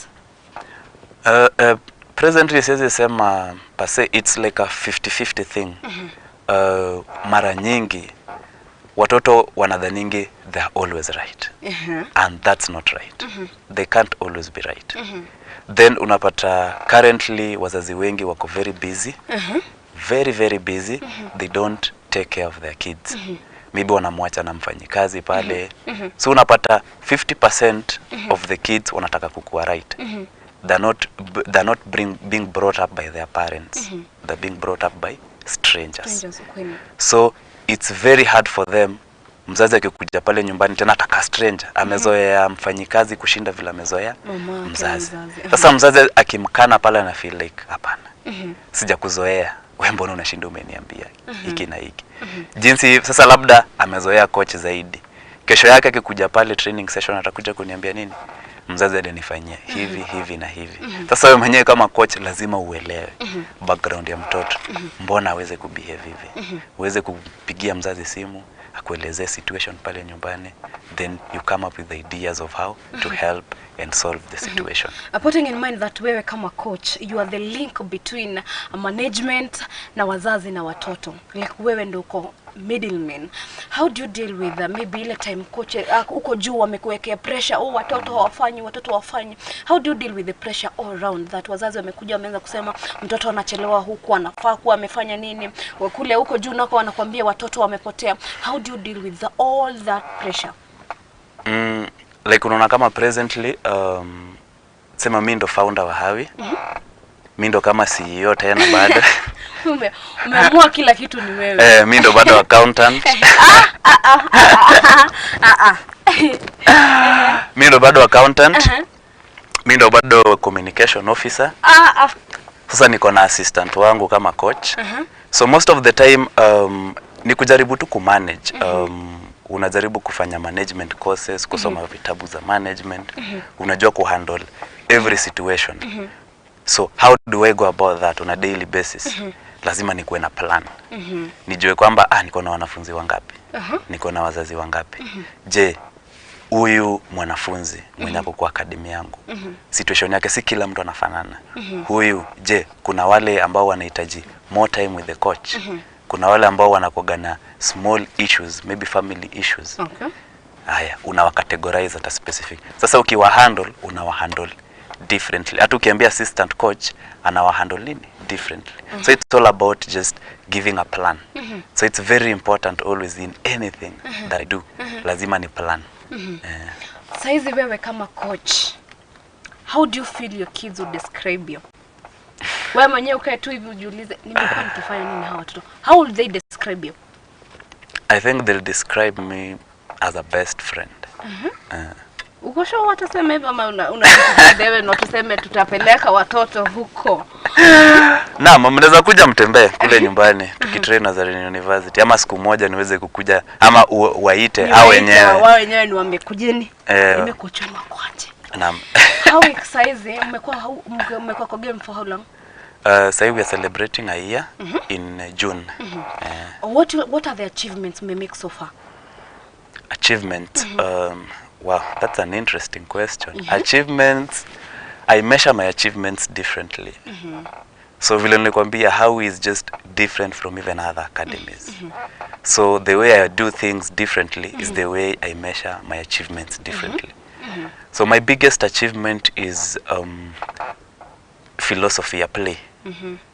So most of my kids wame understand the philosophy that I want them to use. Mina believe in the philosophy of watch Man City wakicheza. So the philosophy of brotherhood. Ensure that each and every person gets the ball before you score. So that's my philosophy. So right now, anytime I play with any team, that philosophy comes out clearly. Unaiona pale clearly. Kila mtu atasema, hapana, hawa kuna jinsi ambao wanacheza. So it's just different from the way other academies wanacheza. Then the second one is about behavior change. Nimepata a lot of comments kutoka kwa wazazi, very positive ones, kwamba kumekuwa na lots of behavior changes from their kids before they joined Hawi. Kuna mwingine ako kama 3 months old sahi kwa academy. Alikuwa mtakuka kwa nyumba sana, kwa anaweza kuzungumza. So pale ambapo mzazi alikuja akamleta nyumbani, akamwambia, akaniambia kwamba coach, mtoto wangu ako na shida fulani hivi na hivi.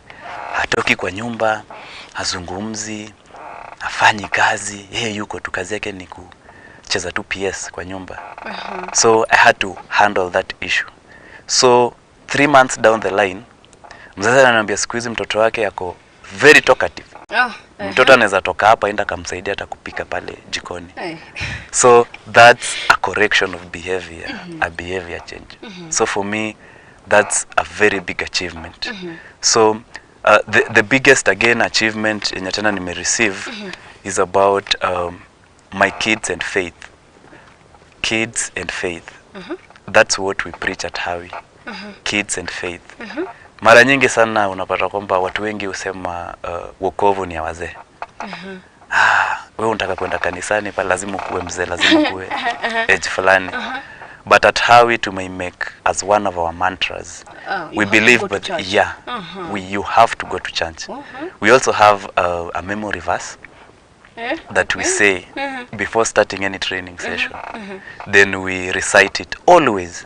Then we have 3 mantras: prayer, hard work, and discipline. So how we believe in 3 mantras, that is PhD. Okay. So for you to graduate with a PhD in Hawi, you have to be prayerful, you have to be hardworking, and you have to be disciplined. So it's very important for us to have all those 3. So if you don't have all those 3, then tutasema kwamba you've not graduated from Hawi Academy. You know? Because everything that has a start inakuanga na mwisho. Like hata an academy ni kama tu shule. When do you let your kids go? Like sasa wewe umepata maboa, you just fly. When do you let them go and unawatafutianga mahali kwa kwenda, ama you just tell them you've gotten the skills, now go find your way? Sasa hiyo ndo bado tunafanya, since we are ndo tuna clock. We've not even managed to get a year yet. We are turning a year old. Tuna celebrate anniversary on the 1st of June. So after that tells you that we still have, tutakuwa na plans. Tunajaribu kuangalia connections back in Europe. I have some friends wenye tulikuwa nayo back in campus wenye wali manage kwenda Europe. So we are trying to get partnership with the clubs za Europe. So pale ambapo watakuwa na kuja hapa Kenya, they look at a specific talent, ikiwafurahisha wanawatoa hapa na wanapeleka pale Europe. So it's one thing that najua by the time tutakuwa tuna turn 5 years of age, tutakuwa tumepeleka watoto wengi sana kule Europe. So it's something that bado tunafanya upishi. Mtu kama mimi, a bouncing baby girl who is I'm not that old. Naweza kuja to say they spot me. I just want to go to Europe. Yeah, kwanza have a talent. At Hawi we don't say that you have to have a talent, as we talk about passion. Okay. How passionate are you to do a specific thing? Siku hizi me believe whatever somebody knows, they learned it. Yeah. Naweza sema hata kama ni kucode, kufanya nini, everything everybody knows, they learned it. So if you're open enough in your mind, then you can also learn it. So that's where the passion comes in. At Hawi kwa football there's a lot of holdings unaweza fanya. Unaweza kuwa referee, unaweza kuwa coach, unaweza kuwa so many things. At Hawi do you only coach ama do you only mentor footballers, ama bado kuna ule mtoto unaona na wewe unaweza kuwa good decision maker, wewe ingia refereeing, ama you're only focusing on those who can play? Yeah, our world is very cruel. At the end of the day, not everybody we have to tell each other the truth. Not everybody will make it to professional football avenues. So that's where PhD comes in. So ukitoka Hawi with that specific skills, we really have very interesting programs, by the way. Some of our programs, we have some of the, I think the best programs around. We have very interesting programs. Mtoto wetu akitoka pale atakuwa a very good leader, because ata make very good decisions. In life, atakuwa very assertive with their decisions. Because for me, I don't joke with them. Yeah? If they do a mistake, we can suspend you. Yeah. Don't come for training sessions for like 2 weeks. Yeah. We don't joke. Naweza kuwa na smile. That's why I'm telling you, they'll describe me. Ukienda pale, they'll describe me as a best friend. I know when to be a best friend, I know when to be a dad, I know when to be a coach. And you know how to be a disciplinarian. Exactly. So you have to, mtoto ni ule akifanya kitu you caution immediately. Because the moment unaiacha ina grow, anamea pembe. So immediately anafanya kitu pale, mwambie, this is not right. Kindly never do it again. And to remind you that never do it again, you have to get punished. I don't want to see you here for the next 2 weeks. That's your punishment. Natarudi. Yeah, come with an apology letter to me no, as a coach, because that was indiscipline. Then an apology letter to your teammates, because you lack discipline. We need you here, and you are not coming for those 2 weeks. Why? Mpaka teammates. Yeah. They so shusha my ego and my self-esteem. They cannot. They know.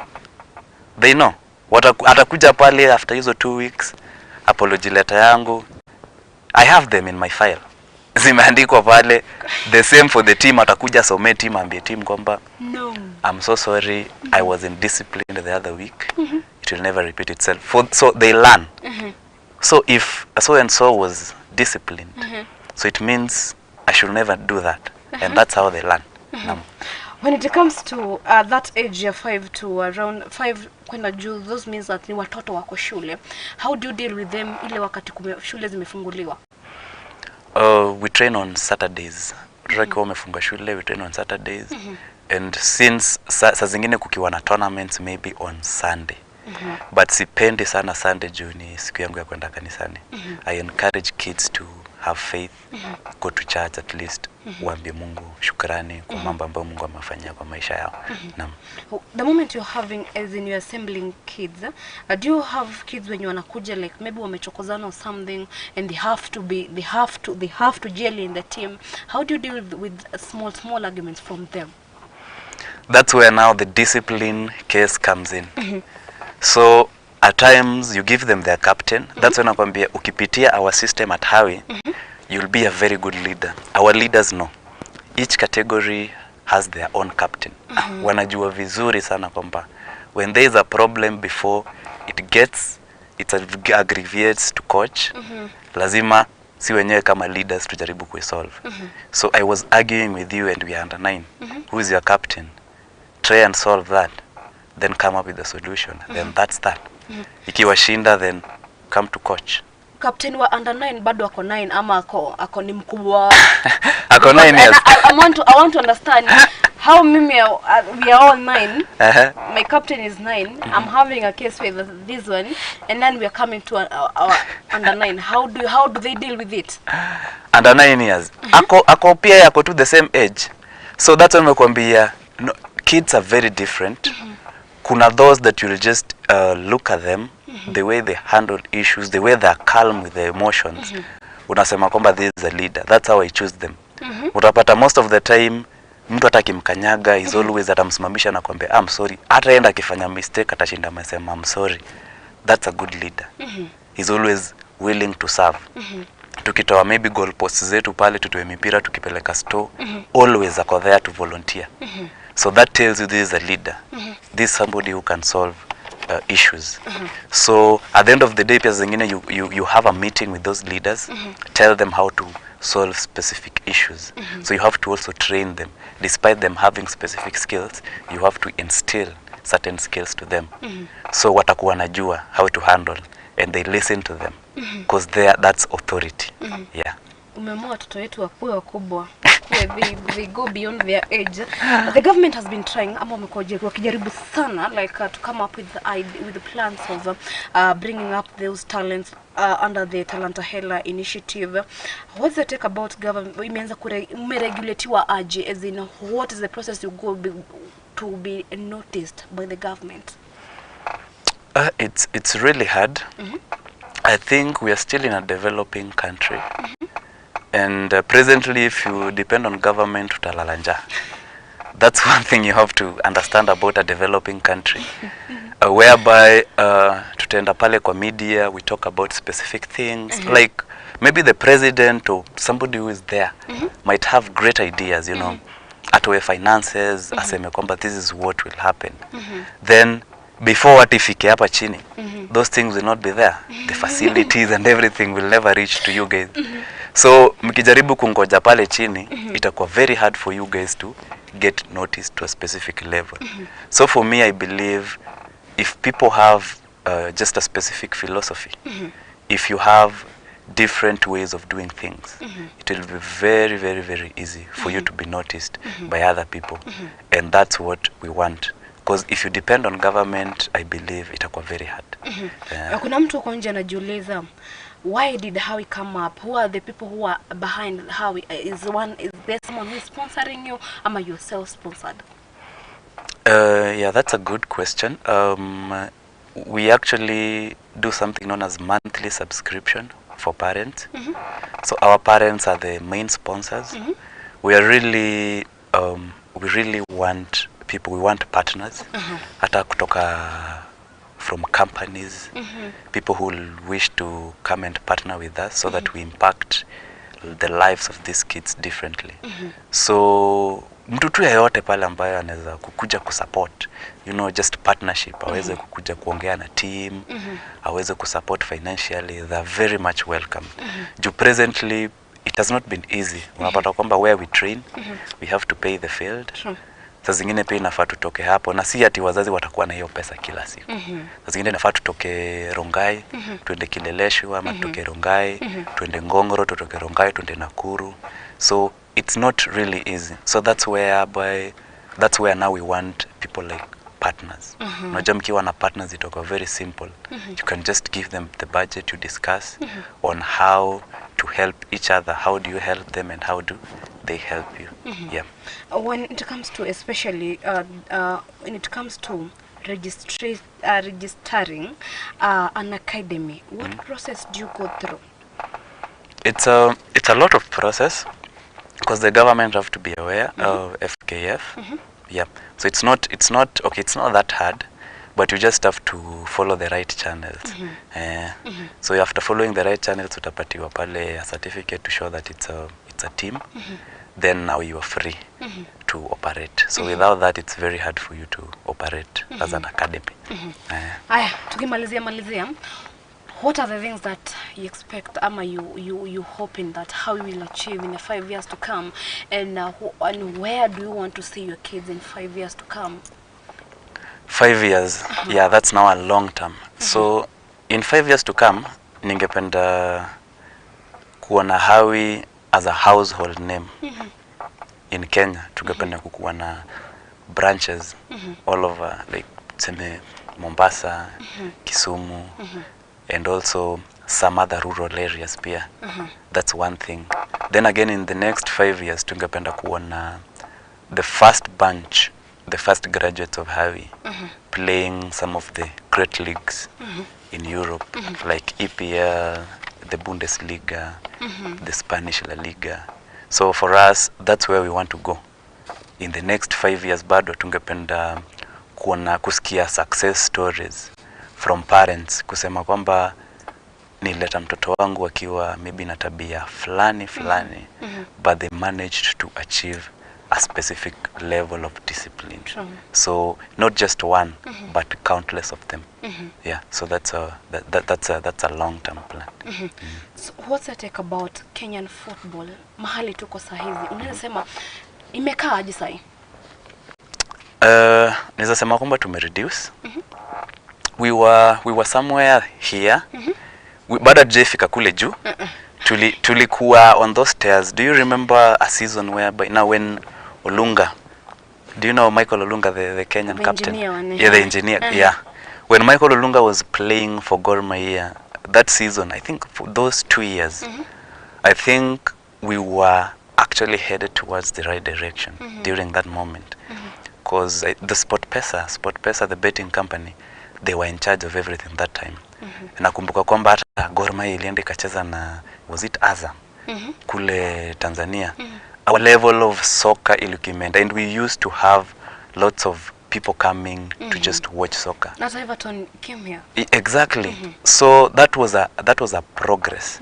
But presently vitu zimerudi zikashuka chana. I don't know what's happening. But tulikuwa hapa tukarudi chini. Like right now ni kama tena tunatamba, mtoto mdogo anatamba. So it's that serious. Unasikia hata wachezaji wengine walipwi, wengine wafanyiwi nini. So it's really discouraging. So I think as a nation we really need to look at things, and you look at even the way teams are playing, the philosophy of play.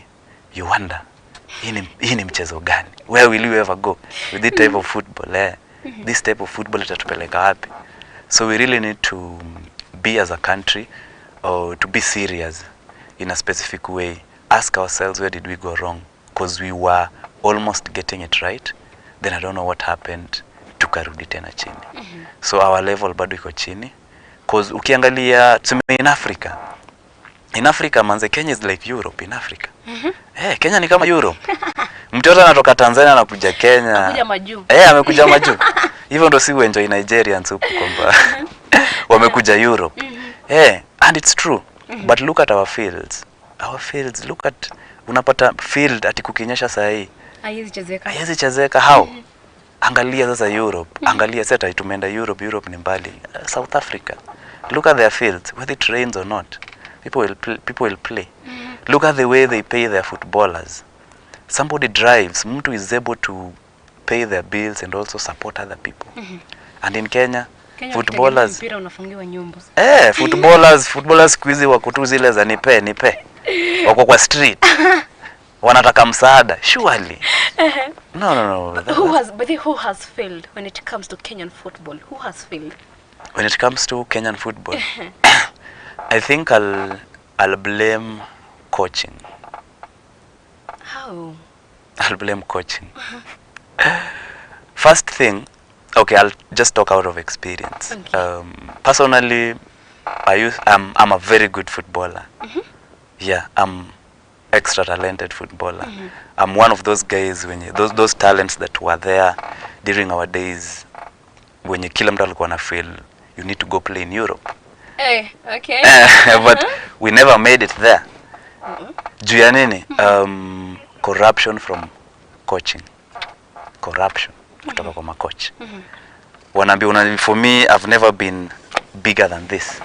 So a coach anakwambia if you are not weighing specific weight huwezi cheza ball. If you're not maybe a specific height huwezi cheza ball. Seriously, look at Messi. Yeah, he's short. He's very short. Look at maybe people like Busquets. He used to play for Barcelona, some vital role. Look at him. I think hata mimi ni mnono kumshinda. Mimi ni mnene. Okay. And he played internationally and alikuwa tegemeo sana kwa timu yake. So that's something. So imagine if it happened to me. What about other people pale chini? It's bad. So mina believe still we should not even blame the government. We should start with the coaching.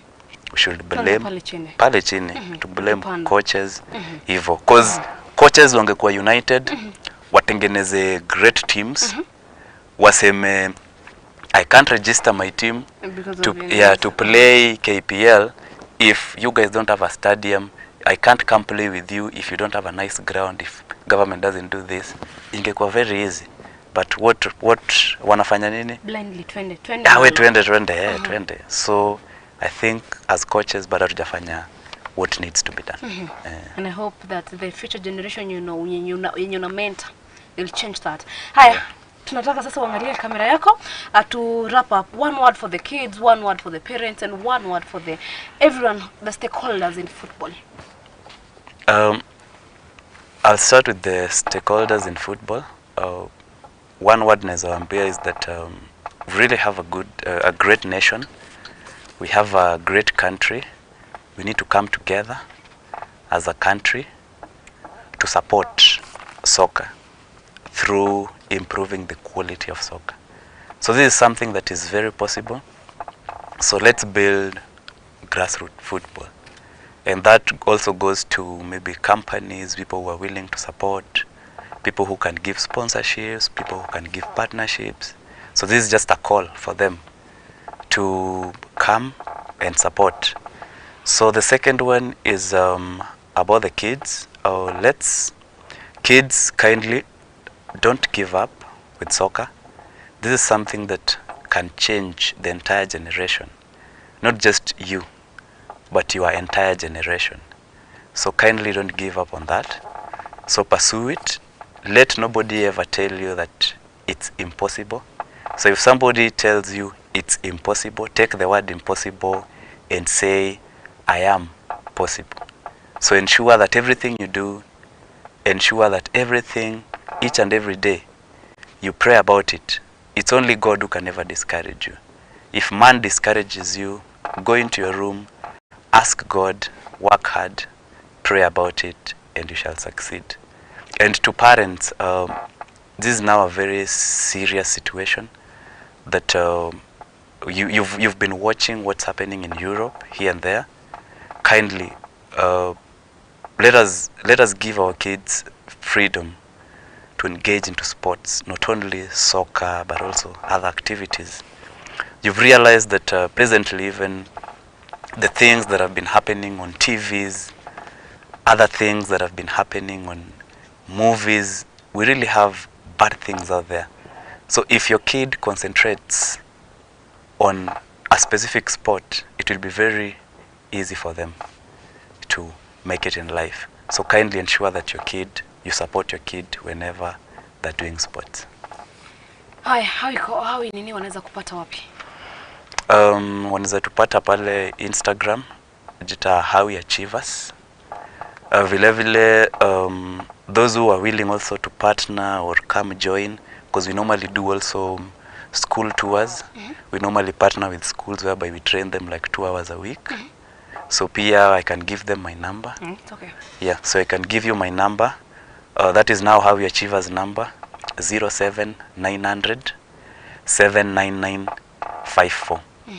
So you can WhatsApp it, you can call it anytime. It's always on. Naweza irudia? Naweza irudia kwamba 07900 79954. So that's our number. You can contact us if you have a school, you want interesting programs kama hizo za Hawi, you can contact us there. If you want to bring your kid to the academy, you can contact us from those. Yeah. Sisi from Muthingi, we wish you the best. Thank you so much. Haya, muroreri wa Muthingi TV no ikorwo kigwo horo wegie ukuria wa taranda na makiria guoka ni shukuru-ini cia academy na gikono ende ukorwo kienroll mwana waku akukwa Hawi na makiria andu aria makiri mwena wa Ongata Rongai na ukorwo ukimariria ko na kore agikorwo akiheana nenda kana namba ciao na nginya amarito mao ma nenda-ini cia okinyaneria nie tucemania ha Juma yokite atabarara-ini ingi ya metameta cia mathako ninge tukorwo tukirora mathako mangi ngwirite kana ngoragwo ngikwira ati mathako ni maingi makaragwo makihanika guku bururi-ini ngatho cia mwanya ni kwirorera kumarira tukiambiriirie nginya riu turagithie gukorwo tukiinekereria aniria kwa Get Cowboy Wajao akana kairetu kama mathako that sports girl aginyagia kiumia giukite ngwira Ngai wa muoyo akwende akweige na akorathime mundu gwitwo Magi no makindo gwitwo camera mundu gwitwo Jerry wa Mwangi no makindo gwitwo director na kimundu gwitwo Max no kiuma kuria kana mwena wa graphics mundu gwitwo Bill Hakarothi mena mundu gwitwo Joe ande makure mwena wa social media kana niyo digital mwena wa Facebook gwathe kuria wakorwo gitwamukira na kairetu gwitwo Gawathika no makuria mwena wa X aginyagia Juma yokite agwira Ngai wa muoyo akwende akweige na akorathime na toria tukoragwo tukiinekereria metameta cia mathako hatuongei na ma X